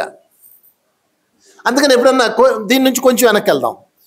మీకు ఏదైనా కోరిక ఉందనుకోండి, ఇప్పుడు ఇల్లు కొనాలి, కారు కొనాలి, మీకు ఈ కోరికలు ఎమోషన్ నుంచి వస్తాయి. ఎమోషన్స్ నుంచి, ఆత్మ నుంచి వచ్చే కోరిక వేరు, ఎమోషన్స్ నుంచి వచ్చే కోరిక వేరు. ముందు కోరిక తెలుసుకొని దాన్ని ఎలా సాకారం చేసుకోవాలి, దాన్ని ఎలా అడ్డు తొలగించుకోవాలి, దాని కిందకి ఎలా తెచ్చుకోవాలి అనేది మనం చెప్పుకుందాం. ఎందుకంటే ఈ గ్రహణ సమయంలో చాలా ఇంపార్టెంట్ అనమాట. ఓకే అండి, ఫస్ట్ ఏంటి కావాలి? ఫస్ట్ కోరిక. కోరికలో ఎమోషన్ కోరిక. మీరు రోడ్డు మీద వెళ్తున్నారు అనుకోండి, పెద్ద టీవీ ఉంటుంది అక్కడ స్క్రీన్ మీద, షాప్లో పెడతారు, జస్ట్ పే 2000 టేక్ హోమ్ అంటాడు. మీరు 2000 చూస్తారు, సంవత్సరం అంతా కట్టాల్సింది చూడరు. ఒకవేళ కట్టడం పొరపాటు అయిందనుకో, అది డబుల్ రేట్ అయిపోతుంది, అది చూడరు మీరు. మన ఎమోషన్ ఎంత బలంగా ఉంటుందంటే, బలహీనంగా ఉంటుందంటే, మన బ్రెయిన్ మీద బిజినెస్ జరుగుతుంది. రోడ్డు మీద ఒక ఏనుగు పెట్టి జస్ట్ 1000 రూపాయలు కట్టండి, మిగతా అది నెలకి 9,999 కట్టండి, ఇంటికి పట్టుకుపోండి ఏనుగునంటే పట్టుకొచ్చేస్తారు. ఏనుగు అది ఎందుకు ఉపయోగపడుతుంది మనకు తెలియదు. ఇప్పుడు చాలామంది కార్లు కొని ఇళ్ళ ముందు పెడతారే, అవన్నీ ఏనుగులే. వాడు వాడ్డో ఆ కారు వేసుకొని వెళ్దామంటే సందులు గొంతులు, పోయిన అలా ఉంచేద్దామని పాడైపోద్ది. అన్ని గుడ్డగప్పి ఉంటాయి చూడండి, ప్రతి ఇంటి ముందు ఒక కారు ఉంటుంది, రోడ్ల మీద పార్కింగ్ చేసుకునే ప్లేస్ కూడా ఉండదు. అంటే ఎందుకు అన్నామంటే ఎమోషన్. అందుకని మీకు ఎప్పుడన్నా ఏదన్నా కోరిక కలిగింది అనుకోండి, దాన్ని ఏం చేయాలంటే 3 సార్లు వాయిదా వేయండి. ఎన్నిసార్లు వాయిదా వేయాలి? 3 సార్లు వాయిదా వేయండి. ఓకే, నేను నా ఫ్రెండు కోరిక పుట్టింది, నాకు బండి కొనుక్కోవాలబ్బా, మంచి బండి కొనాలి. ఒరే అది బండి మెయింటైన్ చేయడం కష్టం, కానీ అది నాకు ఇష్టం. ఓకే, వాయిదా వేసాను. రెండోసారి వాయిదా వేసాను, మూడోసారి వాయిదా వేసాను. ఎప్పుడైనా ఏదైనా జీవితంలో కావాలనిపిస్తే 3 సార్లు వాయిదా వేయాలి. ఎందుకంటే అది ఎమోషనల్ ఎలిమెంటా లేకపోతే మన సొంత ఇచ్చ, రెండు తెలుసుకోవాలి. ఒకవేళ ఎమోషన్ అనుకోండి 3 వాయిదాల్లో వెళ్ళిపోద్ది. అది సొంత ఇచ్చ నుంచి వచ్చింది అనుకోండి, అది మీరు పొందలేదనుకోండి, చచ్చాక చింత చెట్టు మీద కూర్చుంటారు. ఎవడు బుల్లెట్ వేసుకెళ్తున్నాడో ఆ బుల్లెట్ మీద ఎక్కువ కూర్చొని కాసేపు నడుస్తుంటారు. కోరికలు తీరిన వాళ్ళు ఎక్కడ ఉంటారు? చింత చెట్టు మీదే ఉంటారు. ఏం లేదా కథలో? అలా ఉంటారు. లేదా మళ్ళీ తిరిగి పుట్టాలి. అందుకని మీకున్న కోరిక, ఫస్ట్ కోరిక గురించి తెలుసుకుందాం. కోరిక ఎలా నెరవేర్చుకోవాలో తెలుసుకుందాం. దానికి ఏమింట్లో నేను తెలుసుకుందాం. దాన్ని ఎలా సాకారం తెలుసుకుందాం. ఇదే గ్రహణం యొక్క ఫ్రీక్వెన్సీ. అసలు గ్రహణం అనగానే అందరూ భయపడి వస్తున్నారు. అసలు కాదు. అనంత విశ్వం నుంచి మహాశక్తి భూమి మీదకి ప్రసారం అయ్యే సమయం ఇది. గొప్ప సమయం. ఇక మరి శాస్త్రం ప్రకారం దేవాలయాలు ఎందుకు కడతారు అవన్నీ నాకు తెలియదు. అది నేను ఆ సబ్జెక్ట్ చూడాలి వెళ్ళను. నా సబ్జెక్టు నాలెడ్జ్. ఓకే. ఇప్పుడు కోరికను ఏం చేయాలమ్మా? 3 సార్లు వాయిదా వేయాలి. ఓకే. నాకు ఒకడు ఉన్నాడు. వాడిని తీసుకొని నేను ఒకళ్ళ ఇంటికి వెళ్ళా. వాళ్ళ ఇంట్లో 65 ఇంచెస్ టీవీ ఉంది. 65 ఇంచెస్ అని పెద్ద టీవీ. 65, 85 చాలా పెద్దది. గోడ మీద పెద్ద హాలు, ఇది ఎంత ఉంటుంది హాలు. ఆ టీవీ ఉంది. దాన్ని చక్కగా చూసాం. బా టీవీ అంటే ఇదిరా, ఎంత బాగుంది, థియేటర్లో ఉన్నట్టుందిరా అనుకున్నాం. నేను ఇంటికి వచ్చాను. ఈడేం చేశాడు, అప్పు చేసి టీవీ కొన్నాడు. నన్ను పిలిచాడు, అన్న ఒకసారి మా ఇంటికి వచ్చి చూడు అన్నాడు. వాడి ఇంటికి వెళ్ళాను. టీవీ ఉంది. వాడి మొత్తం గది ఇంతే హాలు. దాని ముందు టీవీ పెట్టాడు. అది 7 నుంచి 7 దాకా ఉంది. దాన్ని చూడాలంటే ముందు ఇలా చూడాలా, అంటే 7 బొమ్మ చూసి ఇటు చూడాలి, ఇటు చూసి ఇటు చూస్తూ ఉండాలి. ఏమన్నా అర్థం ఉందరా, కొన్నాం ఎందుకు రా అంటే, మరి మన కోరికను మనం నెరవేర్చుకోవాలన్నాడు. తప్పది. అది ఎమోషనల్. కరెక్ట్గా 4 రోజుల తర్వాత వాడికే బోరు కొట్టి దాన్ని తీసి 50 లక్షలు అమ్మేశాడు. సగానికి సగం లాసు. ఇలా అందరి జీవితాల్లో ధనం వృధా అయ్యేది వీటి వల్లే.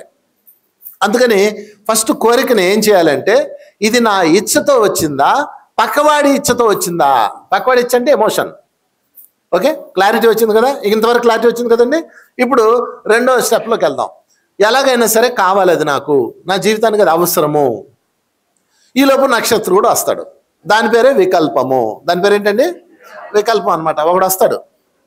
వచ్చి నువ్వు ఎందుకు తీసుకుంటావు, దీని బదులు ఎక్కడన్నా షేర్లో డబ్బులు పెడితే నీకు వస్తాయి కదరా అని చెప్పాడు. ఏది, నేను బుల్లెట్ కొనే రోజులో 25 ఏళ్ళ క్రితం నేనేం చేశాను, లేదురా నాకు కావాలి, అది నేను ప్రయోగం చేశాను, నాకు అది కావాలనిపించింది, ఎస్ అన్నాను, నేను తీసుకున్నా. ఇదే నక్షత్రం కూడా నా ఫ్రెండ్ కూడా చెప్పాడు, ఎందురా దండగా ఏదైనా కొనుక్కోరా అన్నాడు. వాడు అప్పుడు షేర్లోనే 1,50,000 ఎంతో షేర్లో పెట్టుబడి పెట్టాడు. వాడికి ఏదో కొనుక్కున్నాడు. కొంతకాలం అయిపోయింది, దాదాపు 20 ఏళ్ళు అయిపోయింది. ఇప్పుడు నా బుల్లెట్ వాల్యూ ఎంత తెలుసా? తోకానికి వెయ్యాల. మా ఇంట్లో మూలలు ఉంది, మామిడి తిడతా ఉంటుంది రోజు. ఎప్పుడు ఇదిగో నువ్వు పోయావంటే ఈ బుల్లెట్ మీద కూర్చుంటూ వచ్చేది, నువ్వు అన్ని క్లాసుల్లో చెప్తుంటావు అనేది. ఎందుకంటే అది నాకు చాలా ప్రియం అనమాట. ఆ వెహికల్ చిన్నప్పుడు మనం తిరిగిన దానికి కొన్ని కమ్యూనికేషన్స్, కొన్ని ఫీలింగ్స్ ఉంటాయి కదా. అప్పుడు సరే అదే దాన్ని పక్కన పెట్టా. నా ఫ్రెండ్ ఉన్నాడు కదా, వాడు డబ్బులు షేర్లు కొన్నాడు కదా, వాడికి అవి పెరిగినాయి, డబ్బులు వచ్చినాయి. దాదాపు ఒక 5-6 లక్షలు వచ్చి ఉండొచ్చు. ఇప్పుడు నా బండి మీదే 11,000 అండి తోకానికి వేస్తే. వాడికి దాదాపు ఒక 5-6 లక్షలు వచ్చినాయి. ఓకే, ఈ 20 ఏళ్లలో వాడు నా దగ్గరకు వచ్చి అన్నాడు, అరే నేను ఆ రోజు చెప్తే అన్నావు కాదు, దిక్కుమాలిన బండి కొన్నావు నువ్వు అన్నాడు. నేను ఒకసారి ఆలోచించాను, వాడు చెప్పింది నిజమేనేమో, తప్పు చేశానేమో అని. కాదు, నేను చాలా కరెక్ట్గా అనిపించాను. ఎలాగంటే ఈ బండి ఇచ్చిన అనుభూతి ఆ డబ్బు ఇవ్వదు, ఇస్తుందా? నేను ఆయన అడిగాను, ఒరే ఇప్పుడు నువ్వు ఏం చేసావు డబ్బులు అంటే, మనోడి పేరు మీద ఫిక్స్డ్ చేశాను అన్నాడు. ఒరే నువ్వు పోయిన తర్వాత నీ మనవరాలు పొందుతుందిగా, నీకేమన్నా ఉపయోగం ఉందా? నీ డబ్బు నీకు ఉపయోగపడినప్పుడు ఎందుకు ఆ డబ్బు చెప్పండి? నీ సంపద నీకు సుఖమేమన్నప్పుడు ఎందుకు ఆ సంపద? No use. నీ కోరిక తెరలేదు, నువ్వు మళ్ళీ లైఫ్ తీసుకోవాల్సిందే. కానీ నేను దాని మీద అనుభూతులు పొందాను, ఎన్నో అనుభూతులు పొందాను. నా భార్యని పెళ్లి చేసుకొని వచ్చి, అదేంటిది అందరూ కార్ల మీద వస్తారు కదా, నేను దాని మీద వచ్చాను. మా అత్తగారి నుంచి పెళ్లి చేసుకొని అమ్మాయిని తీసుకొచ్చినప్పుడు రైల్వే స్టేషన్లో రైలు దిగాక అందరూ కారులో పోతుంటే నేను కారులో రాను, పార్క్ చేశాను అనమాట బండిని అక్కడ. ఆ బండి మీదే వెళ్ళాను. ఏదో పాట కూడా ఉంది కదా, బుల్లెట్ బండి, అప్పుడు ఆ పాటలు ఎదురే. సో మన కోరిక కన్నా గొప్పదేమన్నా ఉందా ఈ లోకంలో? లేదు అంటే అది మళ్ళీ చెప్తున్నా, జాగ్రత్తగా వినండి. కోరిక అంటే ఇప్పుడు చెప్పారు, చాలా చెప్పారు, అది కోరికలు కాదు, నీ మొహం కోరిక. కోరిక అంటే కూడా మీకు తెలీదు. మా అబ్బాయి బాగా చదువుకోవాలండి, అది కోరిక కాదు. కోరికలు అంటే సాకారం కానివి, కష్టపడాల్సిన ఇల్లు కోరికే. అందుకని ఇల్లు కావాలి కోరిక ఉంది. ఫర్ ఎగ్జాంపుల్ ఇల్లు కావాలి కోరిక, ఇక్కడ నుంచి ప్రారంభిద్దాం. ఇల్లు కావాలి అనగానే దాన్ని వాయిదా వేయండి. వాయిదా వేసినా నాకు కావాలి, మనకంటూ ఒక సొంత ఇల్లు ఉండాలి, మధ్యలో ఏం బాధలు పడతాం, మనకంటూ ఒక ఇల్లు ఉండాలి అని మీరు తెలుసుకోవాలి. ఓకే, మీకు దాని మీద బలంగా ఉంది. కొంతమంది ఇల్లు కావాలని కోరుకున్న వాళ్ళు ఉన్నారు. నా ఫ్రెండ్ కూడా ఉన్నాడు. వాడు ఏం చేశాడు చూడండి, కోరిక నెంబర్ 2 అంటే పార్ట్ నెంబర్ 2కి వెళ్తున్నాం. ఇక్కడ నేను నా ఫ్రెండ్ ఇల్లు కావాలని కోరుకున్నాం. బండి కథ అయిపోయింది, నేను బండిని ఎంజాయ్ చేశాను. ఇల్లు కావాలి, ఎందుకంటే సొంత ఇల్లు లేకుండా ఎలాగా, మనకంటూ ఏదో చిన్నదో పెద్దదో ఉండాలి. ఇద్దరం వెళ్తే 2 ఇల్లు చూసాం. నేను ఒక ఇల్లు చూశాను. ఒక ఇల్లు పాత ఇల్లు, పెరడు, బావి, పైన ఒక చిన్న హౌస్, మొత్తం కలిపి ఇల్లు 26 సంవత్సరాల క్రితం అనుకుంటా. దాని వాల్యూ 9,50,000 అంటే 10 లక్షలు. దానికి లోన్ పెట్టి నెలకి 6,000-7,000 కట్టాలి అంతే. లోన్లో తీసుకున్నా 6,000-7,000 కట్టాలి. నేను ఓకే చేసుకున్నా. వాడు ఏం చేశాడు, ఓ డూప్లెక్స్ హౌస్ చూశాడు. డూప్లెక్స్ హౌస్ దాని వాల్యూ 50 లక్షలు. అప్పట్లో మేము 25 ఏళ్ళ క్రితం ఏదో ఇన్స్టిట్యూట్ నడిపేవాళ్ళం, బిజినెస్ చేసేవాళ్ళం. 25 లక్షలు 50 లక్షలు, నెలకి 50,000 కట్టాలి, లక్షకి 1000 చొప్పున కట్టాలి. నేను 10 లక్షలకు 10,000 కట్టాలి, కొంత అమౌంట్ కట్టాను కాబట్టి నెలకు 6,000 కట్టాలి. వాడు దాని దగ్గర తీసుకెళ్ళాను. నన్ను అది అక్కడికి వెళ్ళగానే టెంప్ట్ అయిపోయాను నేను.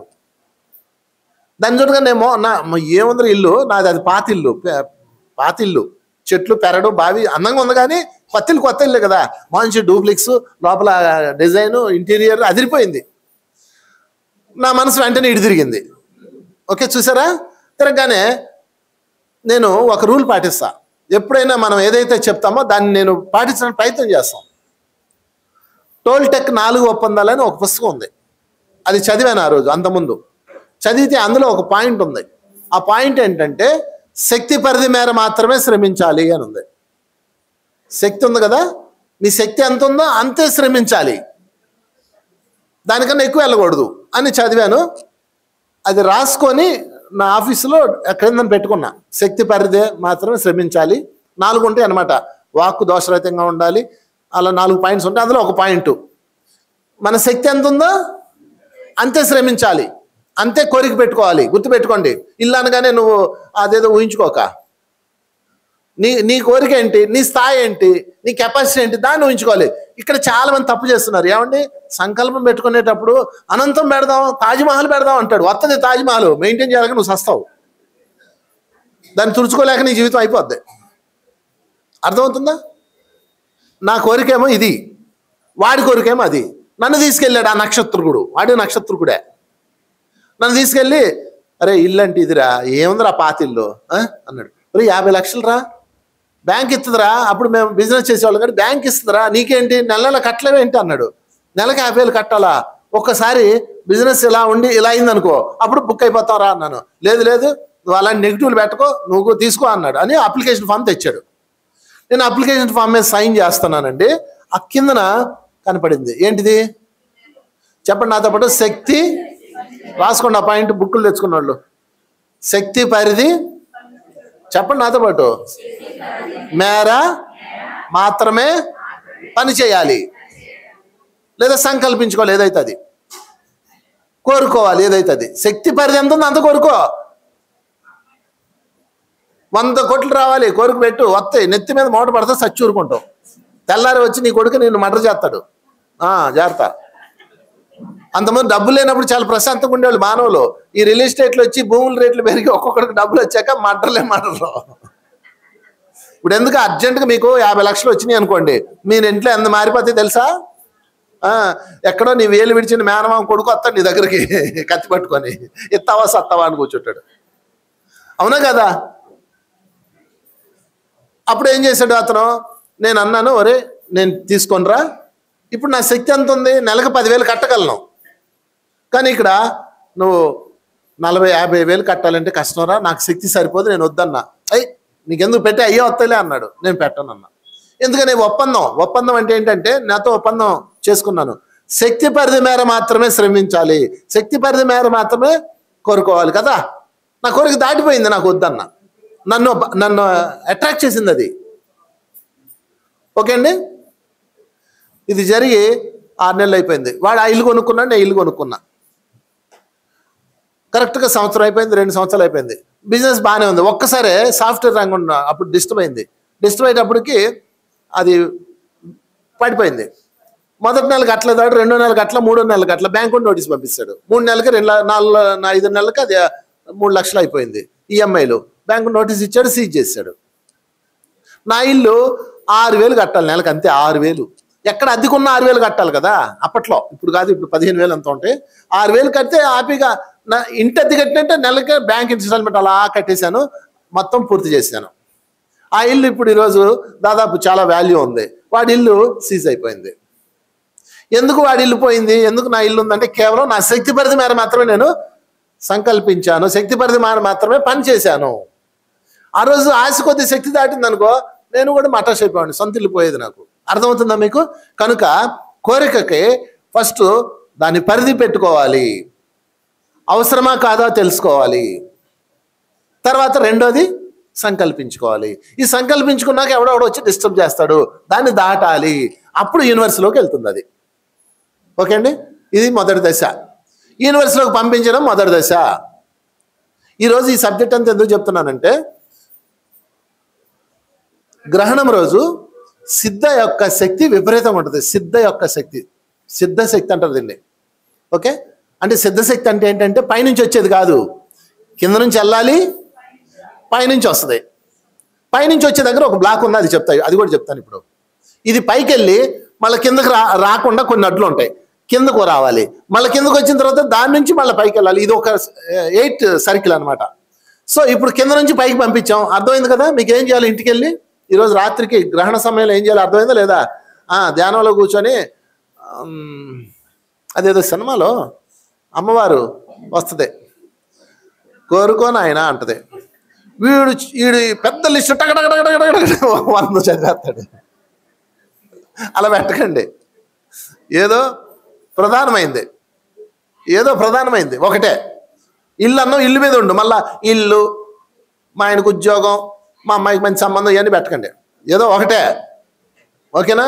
నువ్వు దేని మీద పెట్టుకుంటే పెట్టుకో, నీ ఇష్టం, నీ పర్సనల్. నేనేది చెప్పను, ఎందుకంటే చెప్పమంటే మొహాట పడుతున్నారు. ఒకటి పెట్టుకోండి. ముందు ఆ కోరిక ధర్మబద్ధమైందా కాదా తెలుసుకోండి. ఫస్ట్ ఏమనుకోవాలి, ధర్మబద్ధమైందా కాదా. ధర్మబద్ధమైంది. ఎందుకంటే ఇది కూడా చెప్తున్నాను అమ్మ, ఇలాంటివి మేము పడ్డాం. ఒక ఆమె నాకు కోరిక ఉందంది, పర్సనల్ చెప్పనంది, పర్సనల్గా చెప్తానంది. సరే మధ్యాహ్నం చెప్తులే అన్న, మధ్యాహ్నం భోజనం చేస్తుంటే వచ్చింది, పర్సనల్ కోరిక సార్ మీకు చెప్పాలి సార్ అంది. చెప్పన్నా, ఫలానా వాడిని పెళ్లి చేసుకోవాలంది. చేసుకో అన్నాను, వాళ్ళ ఆవిడ ఒప్పుకోవట్లేదు అంది. నమస్తే, మీకు దరిద్రమైన కోరికలు కోరకండి, ధర్మబద్ధమైన కోరండి. యూనివర్సిటీలో ధర్మం లేదనుకో మళ్ళీ నీకు బ్లాక్ అయిపోద్ది అక్కడ. అది ఇప్పుడు ఆ పాయింట్లోకి వెళ్ళబోతున్నా. ఓకే, సరే, కోరిక పైకి పంపించాం, అక్కడ అధర్మమా ధర్మమా పరిశీలన జరుగుతుంది. ఇది కూడా ఉంది, ఇది కొంచెంసేపు పాజులో పెడతా. ఈరోజు టాపిక్ ఏదో చెప్దాం అనుకున్నాం, ఏదో వస్తుంది. ఓకే, ఈరోజు టాపిక్ పేరేంటి? కోరిక. కోరిక లేని మానవుడు ఎవడున్నాడండి? ఊరికి అందరు బెళ్ళెప్పిస్తారు, నాకు ఏ కోరిక లేదు, నాకు మోక్ష కోరిక అంటాడు. అదే పెద్ద కోరిక. కోరిక ఉండాలి. కోరుకుందే ఎందుకు ఈ జీవితం? కోరుకుంటేనే కదా జీవితం వచ్చింది, కోరుకోకుండా జీవితం వస్తుందండి. సరే, మూడో పాయింట్లోకి వెళ్దాం. కోరిక పైకి పంపించాం. ఈ కోరికలో ధర్మం ఉందా లేదా అనంత విశ్వం పరిశీలిస్తుంది. ఓకే, ఇక్కడ కొంచెంసేపు ఎగ్జాంపుల్ చెప్తాం మీకు, అది పాజ్లో పెట్టండి. ఎగ్జాంపుల్ ఏంటంటే, మీకు అంబ తెలుసా? అంబ మహాభారతంలో క్యారెక్టర్. అంబ, అంబిక, అంబాలిక ముగ్గురు ఉంటారు, సిస్టర్స్ ఇల్లు.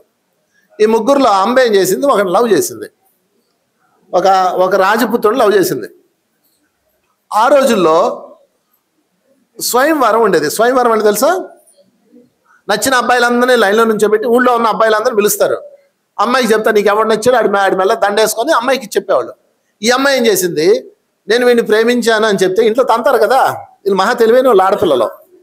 ప్రేమించాన్న విషయం వాళ్ళకి తప్ప అందరూ తెలిసిపోద్ది. కరెక్ట్గా పెళ్లి చేసుకునే టైంలో లేచిపోతారు. ఎంతమంది చేస్తారో మీ దిక్కుమాల ప్రేమ వల్ల. అదేదో ముందే చేయండి. ఏమైనా లవ్ చేసి ఉంటే ముందు చేయండి. చెప్పండి మీ పిల్లలకి, నువ్వు ఏమైనా లవ్ చేసి ఉంటే ముందే పో, లేదా ముందే చెప్పు. ఇంకా గంటల పెళ్ళానంగా లేచిపోతారేంటి తాళి కట్టే టైంలో. ఎంతమంది నరకం అనిపిస్తారు కదా దానివల్ల. ఆ పెళ్లి చేసుకున్నాడు నరకం. ఇంకా అడిగి పిల్లెత్తారు ఎవరన్నా? ఇది మన పేట్ల మీద పెళ్ళి అయిపోయింది అంటారే అనరా పాప, అడిగి సావే కదా. అదొకటి. రెండోది, ఆ తల్లిదండ్రులు తల ఎక్కడ పెట్టుకుంటారండి కదా. మూడోది, పెళ్లికి వచ్చిన వాళ్ళు ఎంతమంది మాట్లాడతారండి. అదంతా వదిలే, ఎంత డబ్బు ఎంత లాసు, పెళ్లి మండపం ఖర్చులు అన్నీ పోయినాయి. పోయి పెళ్లి అయిపోయింది అనుకో, వచ్చిన వాళ్ళు భోజనాలు చేయకుండా వెళ్తారా? పెళ్లికి వాళ్ళు పెళ్ళే వాళ్ళు అసలు పెళ్ళి అవుతుందో లేదో కూడా ఎవరికైనా అవసరం. భోజనాలు అయినా లేవా? పెళ్లి భోజనాలు తంతు చూడాలి మీకు. పెళ్లి భోజనాలు ఇంకా అది ఎందుకు లేకపోవాలా, పక్కన పెడదాం. అమ్మ ఏం చేసింది, వాడి ప్రియుని పిలిచింది. మరి నువ్వు వచ్చి లైన్లో నుంచుకో, మా నాన్నకి చెప్పాను అనుకో, మళ్ళీ పరువు పోకూడదు. పేరెంట్స్ పరువు పోకూడదు. ఆడపిల్లలు మహాముదుర్లు. నేను మా నాన్నకి చెప్పను అందే. మరి మన పెళ్ళి ఎలా అవుతుంది? నువ్వు వచ్చి సైలెంట్గా లైన్లో నుంచో, నేను నీ మెల్ల వేసేస్తాను, మూడో గంటకి తెలియకుండా మన ప్రేమ పెళ్లి సక్సెస్ అయిపోతుంది. ఎంత తెలివో చూడండి. అనంత విశ్వం ఇప్పుడు ఈమె దగ్గర నుంచి పాజిటివ్ వే వెళ్ళిందా, నెగిటివ్ వే వెళ్ళిందా? నెగిటివ్. ఇది ధర్మం ఏడుంది అందులో. అంటే మిగతా పెళ్లి కొడుకులు అందరూ ఎర్రి పప్పులు అవుతారా అవరా? వాళ్ళందరూ ఎర్రోళ్ళు అవుతారా అవరా? ముందే ఫిక్స్ అయిపోయినప్పుడు. ఇప్పుడు ఉద్యోగం ఉందండి, ఒక ఉద్యోగం ఉందండి, ఇంటర్వ్యూకి పిలిచారండి. ఇంటర్వ్యూకి వచ్చిన వాళ్ళు అందరూ ఎర్రోళ్ళు అవుతారా అవరా? నువ్వు ఉద్యోగం ముందే ఎవరికి ఇచ్చేసి ఊరికి ఇంటర్వ్యూ చేస్తావా? అర్థమైందా మీకు? ఇక్కడ లాజిక్ అర్థమైందా? ఈ పిల్ల అలా చేసింది. ఆమె పేరు అంబ. చేసేటప్పటికి యూనివర్స్ మానకన్నా తెలివైంది, గుర్తుపెట్టుకోండి. యూనివర్స్ మీరు అనుకుంటున్నారేమో, మనం 6 ఆకులు చదివితే అది 100 ఆకులు చదువుద్ది. ఇందులో ధర్మం లేదు. అబ్బాయిని నేను ప్రేమించాను నాన్న, ఇతను నాకు కావాలి అంటే అది ఓకే. ఎందుకు లేదో చెప్తాను. నీకే కదా ఈ సిద్ధ కోరిక, దీన్ని ఏమంటారు? సిద్ధ కోరిక అంటారు. నీకే కాదు కదా, పక్కోడికి కూడా ఉంటుంది కదా. ఆ అమ్మాయిని చేసుకోవాలని తపన ఉన్న వాళ్ళు ఉంటారు కదా, వాళ్ళందరూ యొక్క వైబ్రేషన్స్ పైకి వస్తాయి. కానీ ఇది ఆల్రెడీ ఫిక్స్డ్. అప్పుడు యూనివర్స్ ఏం చేస్తుంది, వీళ్ళలో ఎవరికి ఇవ్వాలి, ఎవరికి ఏ జన్మల సంబంధాలు ఉన్నాయని స్కాన్ చేస్తుంది. స్కాన్ చేస్తే ఈమె అడ్డు పెట్టింది ఇక్కడ. అప్పుడు యూనివర్స్ ఆమెకే అడ్డు పెట్టేసింది. అంతే, యూనివర్స్ ఈ విధంగా అడ్డు పెడుతుంది అనమాట. సో అంబ వెళ్ళింది, ప్రియుని లైన్లో పెట్టింది. అప్పుడు భీష్ముడు వచ్చాడు. భీష్ముడు వచ్చి మా అబ్బాయికి, మా వాళ్ళ అబ్బాయి ఎవరు?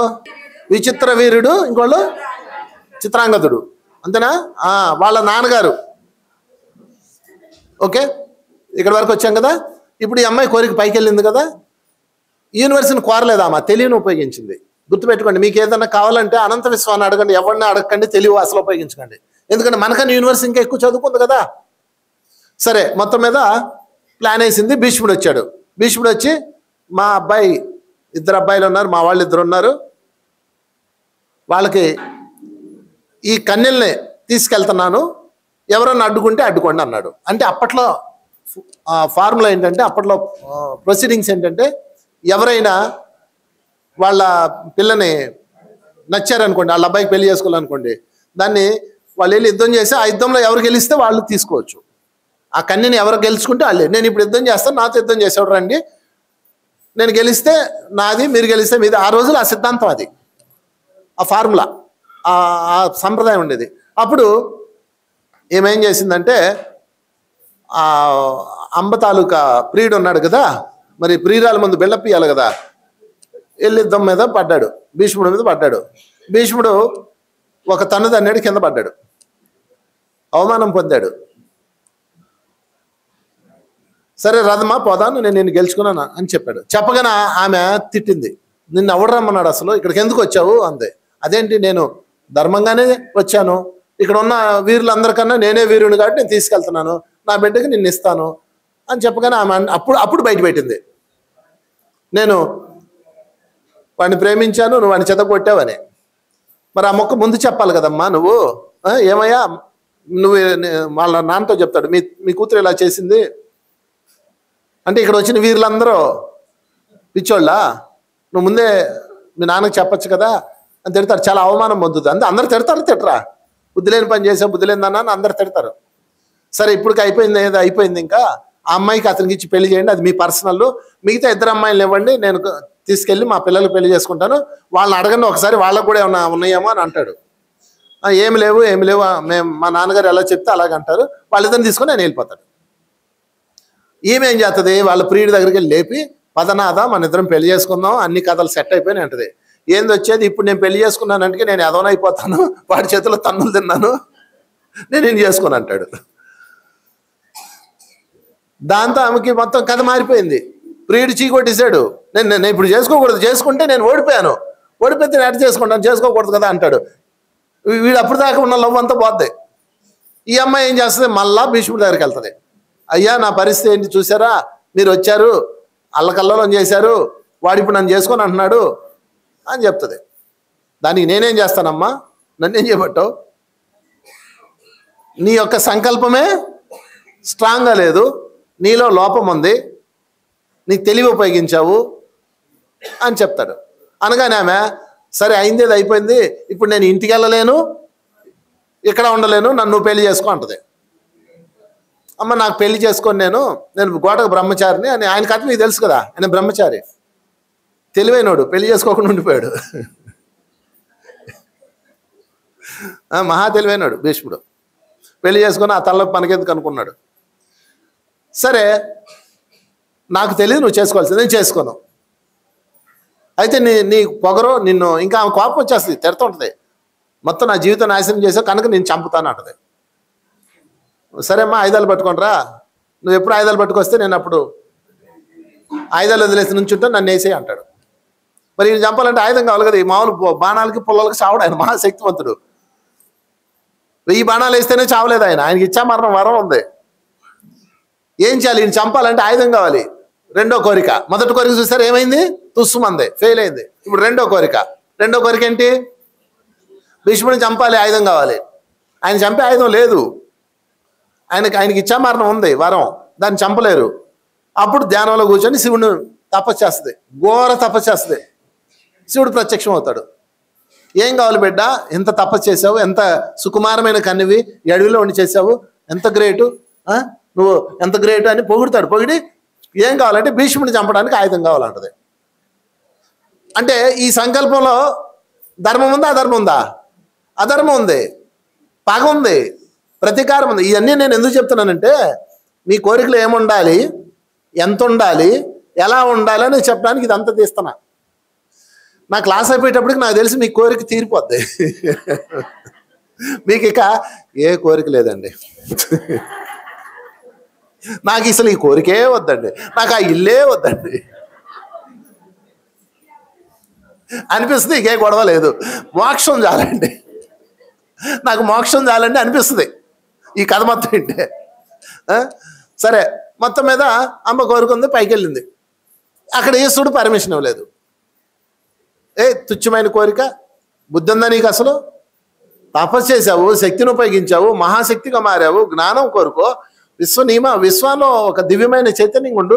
కొన్ని భౌతిక కోరికలు ఉంటే సుఖమైన జీవితం కోరుకో, సుఖమైన జీవితం కోరుకోవచ్చండి. ఇల్లు లేకపోతే సంసారం లేకపోతే ఇంకోటి ఏదో ఆనందమైన జీవితాన్ని కోరుకో, అంతేగాని ఇదేం కోరిక, పిచ్చి కోరిక నేను ఎవరు అంటాడు. ఇట్స్ అధర్మం, క్యాన్సిల్ అంటాడు. మళ్ళా కిందకు వచ్చింది చూడండి, పైకి వెళ్తుంది, ధర్మాధర్మం తెలుసుకుంటుంది, అధర్మం అయితే మళ్ళీ రివర్స్ వచ్చేస్తుంది, తీరదు. అయినా ఊరుకోదండి, ఎందుకు చూస్తానని మళ్ళా కంటిన్యూ చేసింది.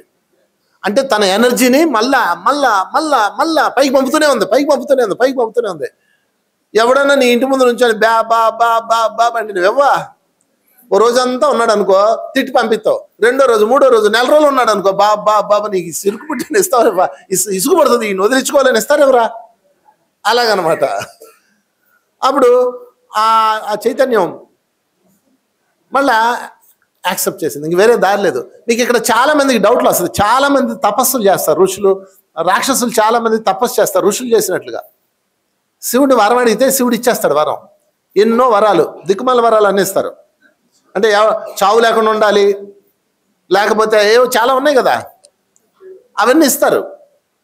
మీరందరూ అనుకుంటారు శివుడు బోళాశంకరుడు, ఇచ్చేస్తాడు అనుకుంటున్నారు. కాదు, అసలు సీక్రెట్ చెప్పనా, ఇచ్చి తీరాలి. ఎందుకు ఇవ్వాలి? వాడు సాధన చేశాడు. ఆయన ఒక చెడ్డవాడు ఐఏఎస్ ఎగ్జామ్ రాశాడు, వాడు బాగా చదివి పాస్ అయ్యాడు, పర్ఫెక్ట్. వాడికి రిజల్ట్ ఇవ్వాలా వద్దా? వాడు చెడ్డోడు అంటే కుదరదు, ఇచ్చి తీరాలి. అది శక్తికి ఉన్న పవర్ అనమాట. అందుకని మీకు ఈ కథల్లో కనపడే రాక్షసులు దిక్కుమాలిన కోరికలన్నీ ఎందుకు నెరవేరుస్తారు అంటే అది వాడి ఎనర్జీ పెట్టాడు, ఆడు ఫోర్సు. ఇదిగో మళ్ళా పైకి పైకి పైకి పైకి పైకి తోసాడు, పైకి అలా మళ్ళీ పైకి వెళ్ళి అది యూటర్న్ తీసుకోవాలి, వాడికి ఇచ్చి తీరాలి. అందుకే వాళ్ళు మనకన్నా తెలివైన వాళ్ళు కదా, వాళ్ళు దానికి అనుకూలంగానే డిజైన్ చేస్తారు. హిరణ్యకశిపుడు ఉన్నాడు, నాకు చావు లేకుండా వరం కావాలని కోరికిచ్చాడు, అడిగాడు, కుదరదు, పుట్టినజీవి చావాల్సిందే బ్రహ్మదేవుడు చెప్పి వెళ్ళిపోయాడు. ఎందుకో చూద్దామని మళ్ళా ఎనర్జీని పెంచాడు, ఎనర్జీ పెంచాడు పెంచాడు పెంచాడు పెంచాడు. అప్పుడు ఆయన మళ్ళా వచ్చాడు, ఏంద్ర నీ గోల, చావు లేకుండా వరమి కుదరదు, ఇంకో మార్గం చెప్పు.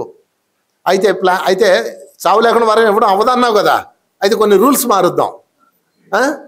పగలు చావకూడదు, రాత్రి చావకూడదు, ఆయుధంతో చావకూడదు, మనుషులతో చావకూడదు, జంతువుతో చావకూడదు. అంత ఇంటెంట్ ఇచ్చాడు, ఒక 10 పేజీలు ఇంటెంట్ ఇచ్చాడు, లిస్టు తయారు చేశాడు. ఆయన తదాస్తు అన్నాడు, ఆయన వెళ్ళిపోయాడు. ఇప్పుడు ఈయన చంపడానికి విష్ణుమూర్తి చాలా ప్లానాలకు వేసుకోవాల్సి వచ్చింది. బయటగా చావకూడదు, లోపల చావకూడదు, గడప మీద కూర్చోబెట్టాడు. పగలు చావకూడదు, రాత్రి చావకూడదు, సంధ్యా సమయం, గాలిలో చావకూడదు, భూమి మీద చావకూడదు, మధ్యలో ఆకాశంలో చావకూడదు, భూమిలో చావకూడదు, మధ్యలో మర్చిపోయాడు. ఇంట్లో చావకూడదు, బయట చావకూడదు, గడప మర్చిపోయాడు. ఆయుధాలతో చావకూడదు, గోల్డ్ సంగతి మర్చిపోయాడు. ఓరే వరే వరే, అర్థమైందా మీకు? 4 ఆకులు చదివితే అది 10 ఆకులు చదువుతుంది. మొత్తం మీద ఎక్కడ ఉన్నాం మనం? అంబ దగ్గర ఉన్నాం. అంబ ఏం చేసింది? నాకు ఎలాగైనా అతను చంపాల్సిందంటే ఈ జన్మ కుదరదు అన్నాడు. చూడండి, ఇది చాలా భయంకరమైన టర్నింగ్. అప్పుడు ఆమె ఏం చేసింది? ఎలాగైనా సరే వాడిని చంపాల్సిందే, నాకు ఆయుధం కావాల్సింది, ఈ జన్మ కుదరనప్పుడు నాకు ఈ జన్మే వద్దని చెప్పేసి అగ్నిలో దూకింది, చనిపోయింది. అంటే తన కోరికకి జన్మన ఎనర్జీ కూడా పెట్టేసింది, ఇంకా ఆఖరి ఆయుధం అనమాట, తన లాస్ట్. ఇంకా పెట్టడానికి ఏమి లేవు, ఆల్ ఇన్వెస్ట్మెంట్స్ పెట్టేసింది. ఇంకా అప్పుడు ఆమె భీష్ముడు మరణానికి ఆయుధంగా మారి భూమి మీదకి వచ్చింది. అదే శిఖండి. ఇదండి విశ్వం యొక్క కథ, విశ్వం యొక్క కోరికల కథ. ఎంత అద్భుతంగా ఉన్నాయి చూడండి, చెప్పలు కూడా వేద్దాం దీనికి. సో ఇప్పుడు ఏం చేద్దాం, మనం మళ్ళీ వెనక్కి వద్దాం. ఎప్పుడైతే మనం ఒక కోరికకి ఎనర్జీ ఇచ్చామో, సంకల్పించామో, అది నక్షత్రుడు వస్తాడు, పాడు చేస్తాడు. అయినా సరే నువ్వు దాని మీద స్ట్రాంగ్గా నిలబడ్డావు అనుకో, నెమ్మదిగా పైకి వెళ్తుంది. ఈ పైకి వెళ్ళిన దాకా మీరు కష్టపడాలి. అంటే దాన్నే నమ్మాలి, దాన్నే ఆలోచించాలి, దాన్నే చూడాలి, దాన్నే వినాలి.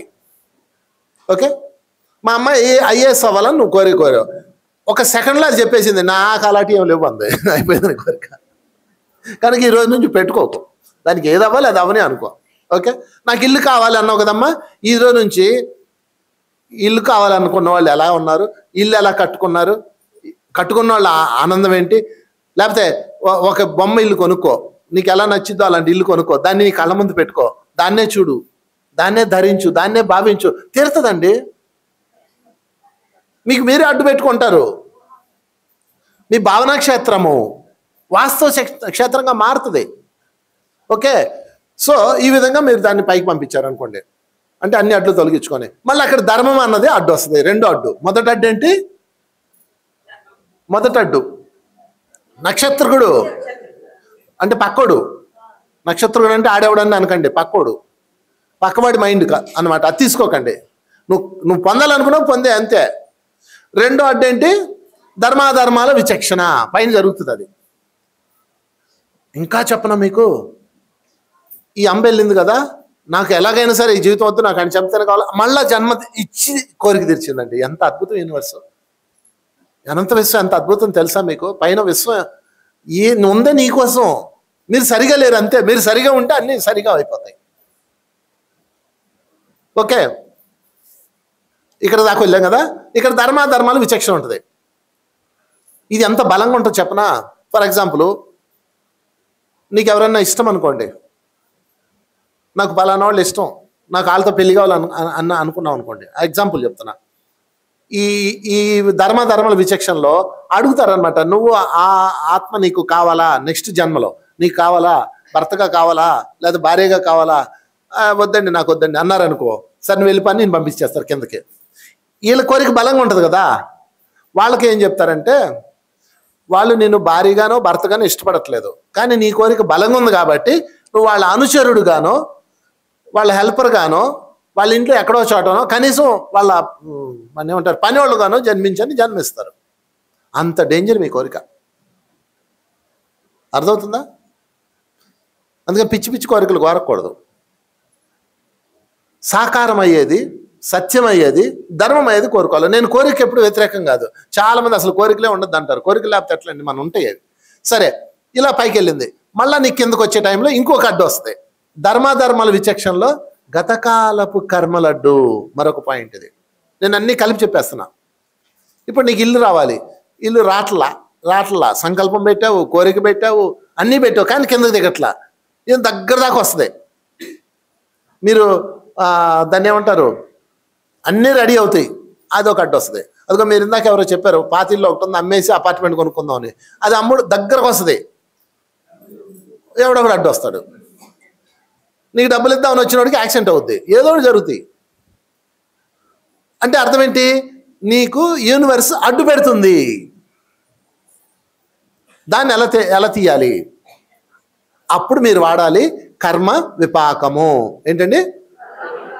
అప్పుడు వాడాలి. ఇది ఒక్కోదానికి ఒక పవర్ వాడాలి. ఈరోజు మొత్తం సబ్జెక్ట్ అంతా సిద్ధ నడకే. ఏ నడక? సిద్ధ నడక. ఇదిగో ఇలా ప్రారంభమై పైకి వెళ్ళి మళ్ళీ అలా కిందకు వస్తుంది. వచ్చినాక మళ్ళీ దాని నుంచి నువ్వు లాభం పొంది మళ్ళీ ఆనందాన్ని రిలీజ్ చేయాలి. చాలా పెద్ద కథ ఉంది, మీరు ఏదో అనుకోగానే ఎట్టు వచ్చేవు. సో ఇప్పుడు చూద్దాం. ఇలా వెళ్ళింది కదండి.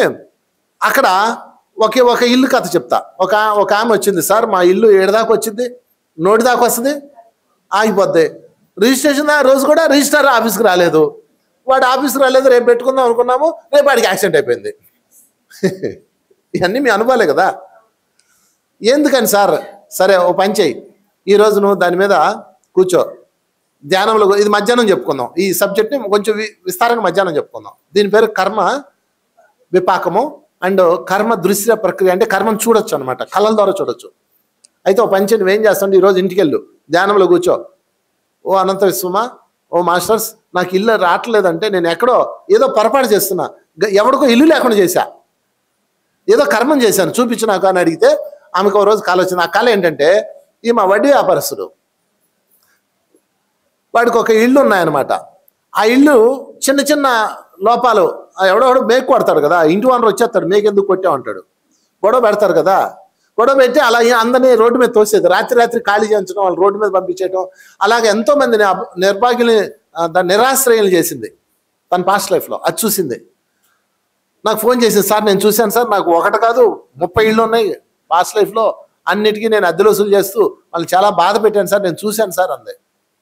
సరే ఒక పని చేయి, కర్మని విపాకం చేయి. విపాకం అంటే ఏంటి? క్షమాపణ చెప్పడం, అంతే. ధ్యానంలో కూర్చొని ఆ కనపడ్డ వాళ్ళందరికీ ఐఎమ్ సారీ, నన్ను క్షమించండి, నేను గతంలో చేసిన దానికి పశ్చాత్తాపం చెందుతున్నాను, ప్రాయశ్చిత్తం చేసుకుంటున్నాను, ఐఎమ్ సో సారీ అని చెప్పు యూనివర్స్కి. కరెక్ట్గా వారం రోజుల్లో ఎవడో ఒకటి రావడం, ఏమైనా సహాయం అడగటం, ఏమంటే మీ ఏరియాలో అద్దెల్లో ఏమైనా ఉన్నాయని ఏమని అడిగేవాళ్ళు వచ్చి. ఇలాంటి విచిత్రాలు జరుగుతాయి. ఉన్నాయండి, ఇదిగో కనుక్కుందాం ఉండండి అని చెప్పి వాళ్ళకి ఏదో సహాయం చేయి. నేను చెప్పాను ఆమెకి, ఏదో సహాయం చేయి. నువ్వు ఏ ప్రాబ్లంలో ఉన్నావో, ఏ కోరికతో ఉన్నావో అలాంటి వాళ్ళ దగ్గరకు వస్తారు అని చెప్తే కరెక్ట్గా ఆమెకి అలాగే జరిగింది. కొన్ని రోజుల్లో వాళ్ళకి సొంత ఇల్లు వచ్చింది. చప్పలు కొట్టేద్దాం ఆమెకి. ఇది ఎలా వచ్చిందో చెప్తా, ఇక్కడ ఏం జరిగిందో చెప్తా. ఇప్పుడు ఈమెకి ఈ అనంత విశ్వాన్ని అడిగింది కదా, తాట్ పెట్టింది కదా, పైకి వెళ్ళింది కదా. పైకి వెళ్ళిన తర్వాత ధర్మాధర్మాల విచక్షణ, అంటే ఈమెకి ఇయ్యాలా వద్దానో ఒక సిస్టమ్ ఉంటుంది అక్కడ. మీరు కోరేగానే వచ్చేవు, మీరు సంకల్పం పెట్టుకోండి వచ్చేస్తుంది, ఏమి రాదు, ఇవన్నీ సొల్లు మాటలు. దాని వెనక ఎంత కథ ఉంది. సంకల్ప శక్తితో మేము సాధించుకునే వాళ్ళందరూ చాలా మంది చెప్తారు కదా, నేను వాళ్ళని అడుగుతా, నీకు అన్నీ వచ్చినాయి అని అడుగుతా. అన్నీ రావు, కొన్ని వచ్చినాయి అంటారు. ఆ కొన్ని ఎందుకు రాలేదంటే దానికి యూనివర్స్ అడ్డు పెట్టింది. ఎందుకు అడ్డు పెట్టిందంటే నీ యొక్క గతకాలపు కర్మ అడ్డు ఉంటుంది అక్కడ, దాన్ని కూడా తీసేయాలి. అప్పుడు ధ్యానంలో కూర్చొని ఈమెకి చెప్పాను, చేసింది, క్షమాపణ చెప్పింది, అది అలా రిలీజ్ అయిపోయింది, మళ్ళీ కిందకు వచ్చింది. చూసారా? అంటే ఫస్ట్ ఇలా పైకి వెళ్ళి అలా కిందకి వెళ్ళి 8 సర్కిల్ పూర్తయింది. ఇక్కడతో కథ అయిపోలా. ఇంకో దశ ఉంది ఇందులో. ఇంకో అర్థమవుతుంది నేను చెప్తుంది, చాలా డీప్గా వెళ్తున్నాయి ఇవాళ. ఇంకో దశలోకి ఏంటంటే ఇప్పుడు ఇల్లు రాలేదు, సంకల్పం పెట్టుకుంది, పదే పదే కోరుకుంది, పదే పదే చూసింది, అడ్డుంది, క్షమాపణ చెప్పుకుంది, ఇల్లు వచ్చేసింది. ఓకే, ఎలాంటి ఇల్లు తెలుసా? Duplex house. నేను గృహప్రవేశంకి వెళ్ళాను, బ్రహ్మాండంగా ఉంది, సూపర్గా ఉంది. కరెక్ట్గా 2 సంవత్సరాల్లో ఇల్లు అమ్మేసింది, పోయింది మొత్తం. ఇంకా 8 పూర్తి కాల, ఇంకా చివరి ఉంది. అర్థమవుతుందా మీకు? ఇది ఇక్కడ ప్రారంభమైంది. నా ముందు ఒక 8 ఊహించుకోండి అందరూ మీ ముందు. ఇక్కడ ప్రారంభమైంది, పైకెక్కింది, అక్కడ అడ్డు తొలగించుకుంది, కిందకు వచ్చింది. ఇది కలవాలి. ఇక్కడ ఇంకో అడ్డు ఉంది. ఆ అడ్డు పేరు ఏంటి తెలుసా? అసంతృప్తి. అర్థమైందా మీకు? దాన్ని ప్రేమించలేదు. ఇల్లు ఇల్లు ఇల్లు అని చచ్చింది, ఇల్లు వచ్చింది, నానా కష్టాలు పడింది, ఇల్లు వచ్చింది. వచ్చిన తర్వాత అదైతే బాగుండేదేమో, ఇది ఎందుకు తెచ్చాము, ఇది కాకుండా అది బాగుంటుందో, అది ఈ వంకలని పెట్టుకుని దాన్ని లవ్ చేయడం మానేసింది. ఈలోపు ఇంకో నక్షత్రుడు వస్తాడు మీ దగ్గరికి. నక్షత్రులు రెడీగా ఉంటారు. ఏమండి మీరు ఇల్లు తెచ్చారు కదా, ఈ తలుపేడు పెట్టారు కదా, దానివల్ల మనం మీకు యాక్సిడెంట్ అయిందని చెప్పాడు ఆడు. ఓహో, ఆ కిటికీ వల్ల యాక్సిడెంట్ అయిందా, వాస్తు బాగాలేదా, పోయిపోయి నేను ఏడబొట్లో పడ్డాను రా దేవుడా అనుకుంది. ఈమెకి ఒక చిన్న లాజిక్ అర్థం కాల. ఒక ఇల్లే నీకు రావడానికి నీ కర్మ అడ్డు ఉందంటే నీ యాక్సిడెంట్ అవ్వడానికి వాడి కర్మ కదా, ఇల్లు ఎట్ట అవుతుంది? ఇంత బుర్రలేని మనుషులు మీరు. మీ దరిద్రాల కారణం మీ ఇల్లా, ఆ కిటికీయా, ఆ తలుపా, ఆ వాస్తు దోషమా? కొంచెం కూడా విచక్షణ వాడరు మానవులు. ఎవడు చెప్తే ఆడి దగ్గరికి వెళ్ళిపోతారు, ఎవడు చెప్పనే ఆడి అంతే. యూట్యూబ్లో చూస్తారు, రండి మీ వాస్తు మేము సరి చేస్తాం, వెళ్ళి ఫోన్ చేస్తారు. వాడు ఒక 50,000 వేస్తాడు.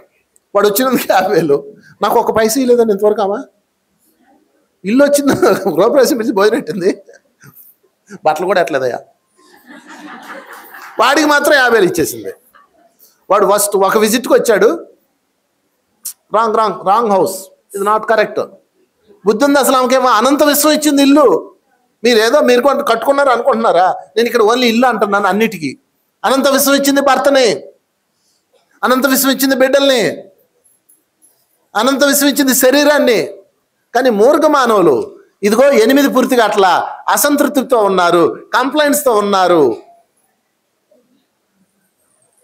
ఏదో వంకలు దాన్ని తీసుకొచ్చి దీనికి పెడతారు. ఎవడో తలనొప్పితే మోకాలకి బోడుకుంటుకి ముడి గడినట్టు కలుపుతారు మీరు. ఆ రోజు అలా ఆయనకి బండి మంచి పడ్డాడు. ఎందుకు పడ్డాడు? వాడు ఏటో చూస్తే బండి తోలేడు, పడతాడు. ఆడు ఎటు చూశాడు, దేన్ని చూశాడు అని లెక్క తేల్చాలా? తేల్చకుండా ఆయన చెప్పింది కరెక్టే, ఏదో కిటికీ ఉందాడు అందుకు మా ఆయన పడ్డాడు అంది. వాడు తాగేసి పడ్డాడు, ఆ విషయం నాకు తెలియదు, నాకు తెలుసు. ఇలాంటి 4-5 జరిగినాయి. వాళ్ళ పిల్లోడికేమో ఎగ్జామ్ ఫెయిల్, అదిగో అలాగే ఉంటుంది. ముందు చూసుకోకుండా నడిచింది, బోర్ల పడింది. అదేమంటే ఈడు మెట్టు రాంగ్ కట్టారు అంటది. ఎగ్జాంపుల్స్ ఇవన్నీ. కరెక్ట్గా వచ్చిందా రాలేదా? మీరేమంటారు, ఎవరండి మెట్లు ఇలా కట్టారు?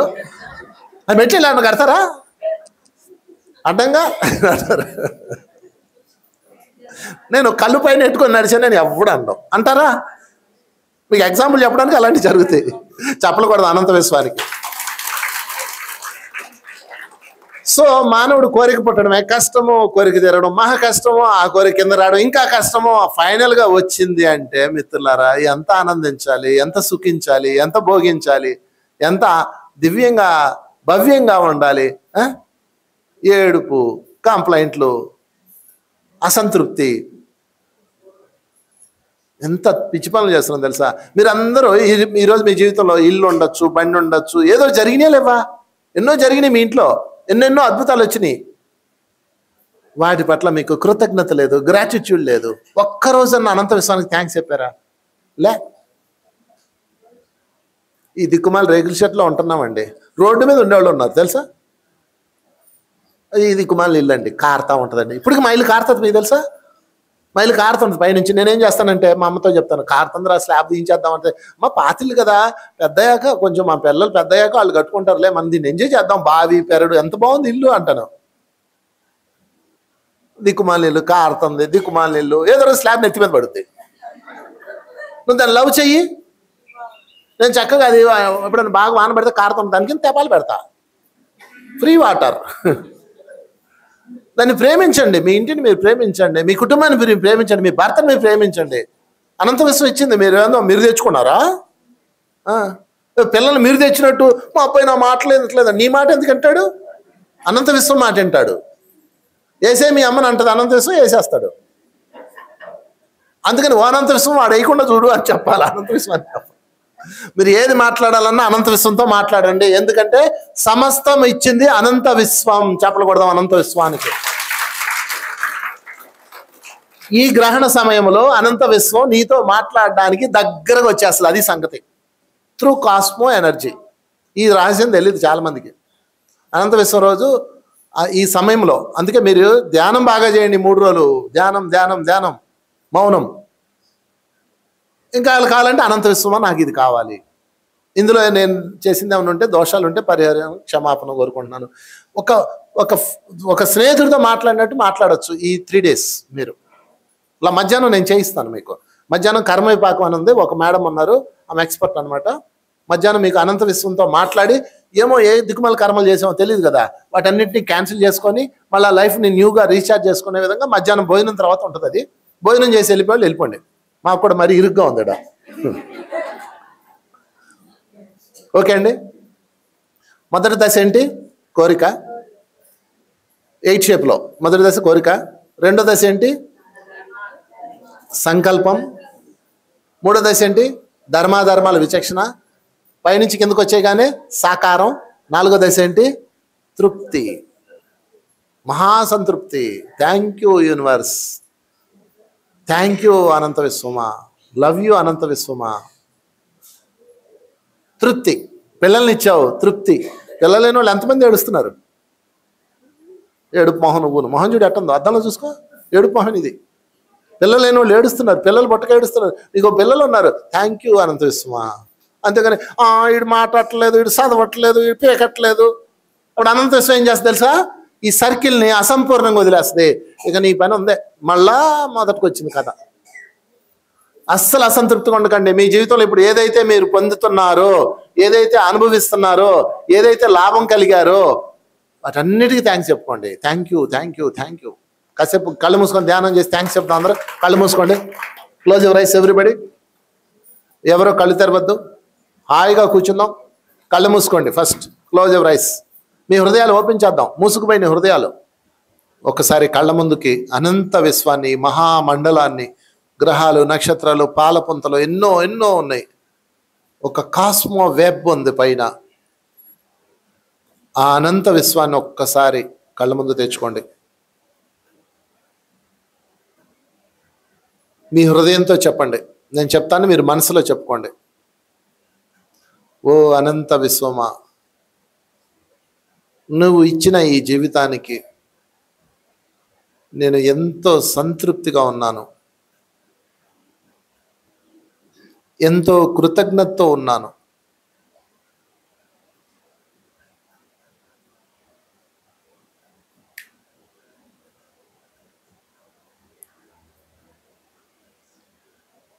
ఎంతో దివ్యంగా అనుభవిస్తున్నాను నా జీవితాన్ని నేను.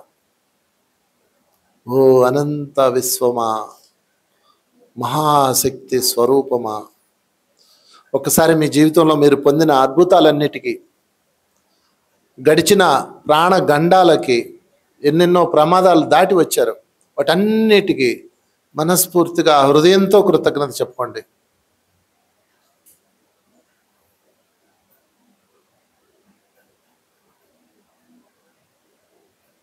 బాగా గుర్తు తెచ్చుకోండి. మీ జీవితంలో బాల్యం నుంచి ఇప్పటి వరకు మరణం అంచుల దాకా వెళ్ళి వెనక్కి వచ్చారు. ఈ గొప్ప ప్రసాదం ఈ జీవితము.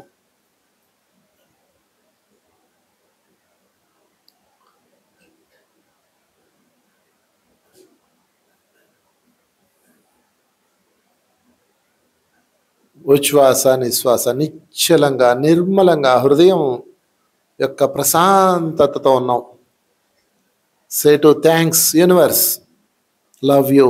ఎంత భాగ్యము ఈ జీవితము, ఎంత అద్భుతం ప్రసాదించావు. అద్భుతమైన శరీరం, ప్రతి అంగము అద్భుతం. ఒక గొప్ప కానుక ఇచ్చావు అనంత విశ్వమా.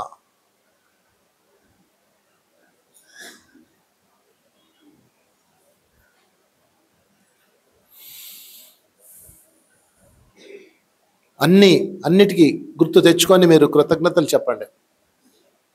ఇంకొక 2 నిమిషాలు ఈ కృతజ్ఞత సంకల్పం పూర్తి చేద్దాం.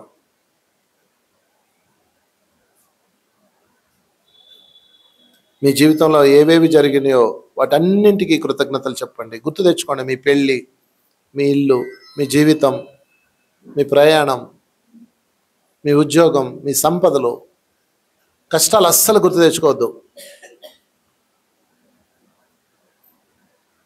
అద్భుతమైన ఈ జీవితం హీల్ చేసుకుందాం. మన లైఫ్ని మనమే హీల్ చేసుకుందాం.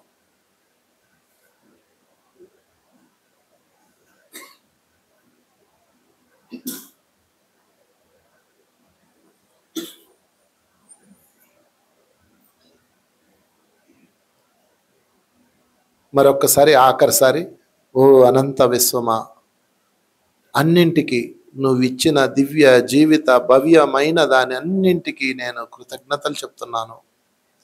నేను సంపూర్ణంగా జీవిస్తున్నాను, సంతృప్తిగా జీవిస్తున్నాను, కృతజ్ఞతతో ఉన్నాను.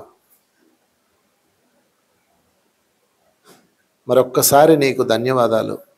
ఆల్ మాస్టర్స్, సమస్త గురువులకి, ఋషులకి, మహర్షులకి అందరికీ ధన్యవాదాలు. ఓకే, సంకల్పం పూర్తి చేసాం. ఇప్పుడు ధ్యానంలోకి వెళ్ళిపోదాం. ఇంకెవరో కళ్ళు తెరవద్దు, నెమ్మదిగా శ్వాసనే గమనించాలి. ఇంకా సంకల్పం పూర్తి చేసాం. ఇప్పుడు శ్వాస మీదకి వెళ్ళిపోదాం. ఇంకా ఏ సంకల్పం ఏ లేదు. వేళల్లో వెళ్ళి పెట్టుకోండి, పాదాలు క్రాస్ చేసుకోండి, హాయిగా కూర్చోండి. ఎవరో కళ్ళు తెరవద్దు.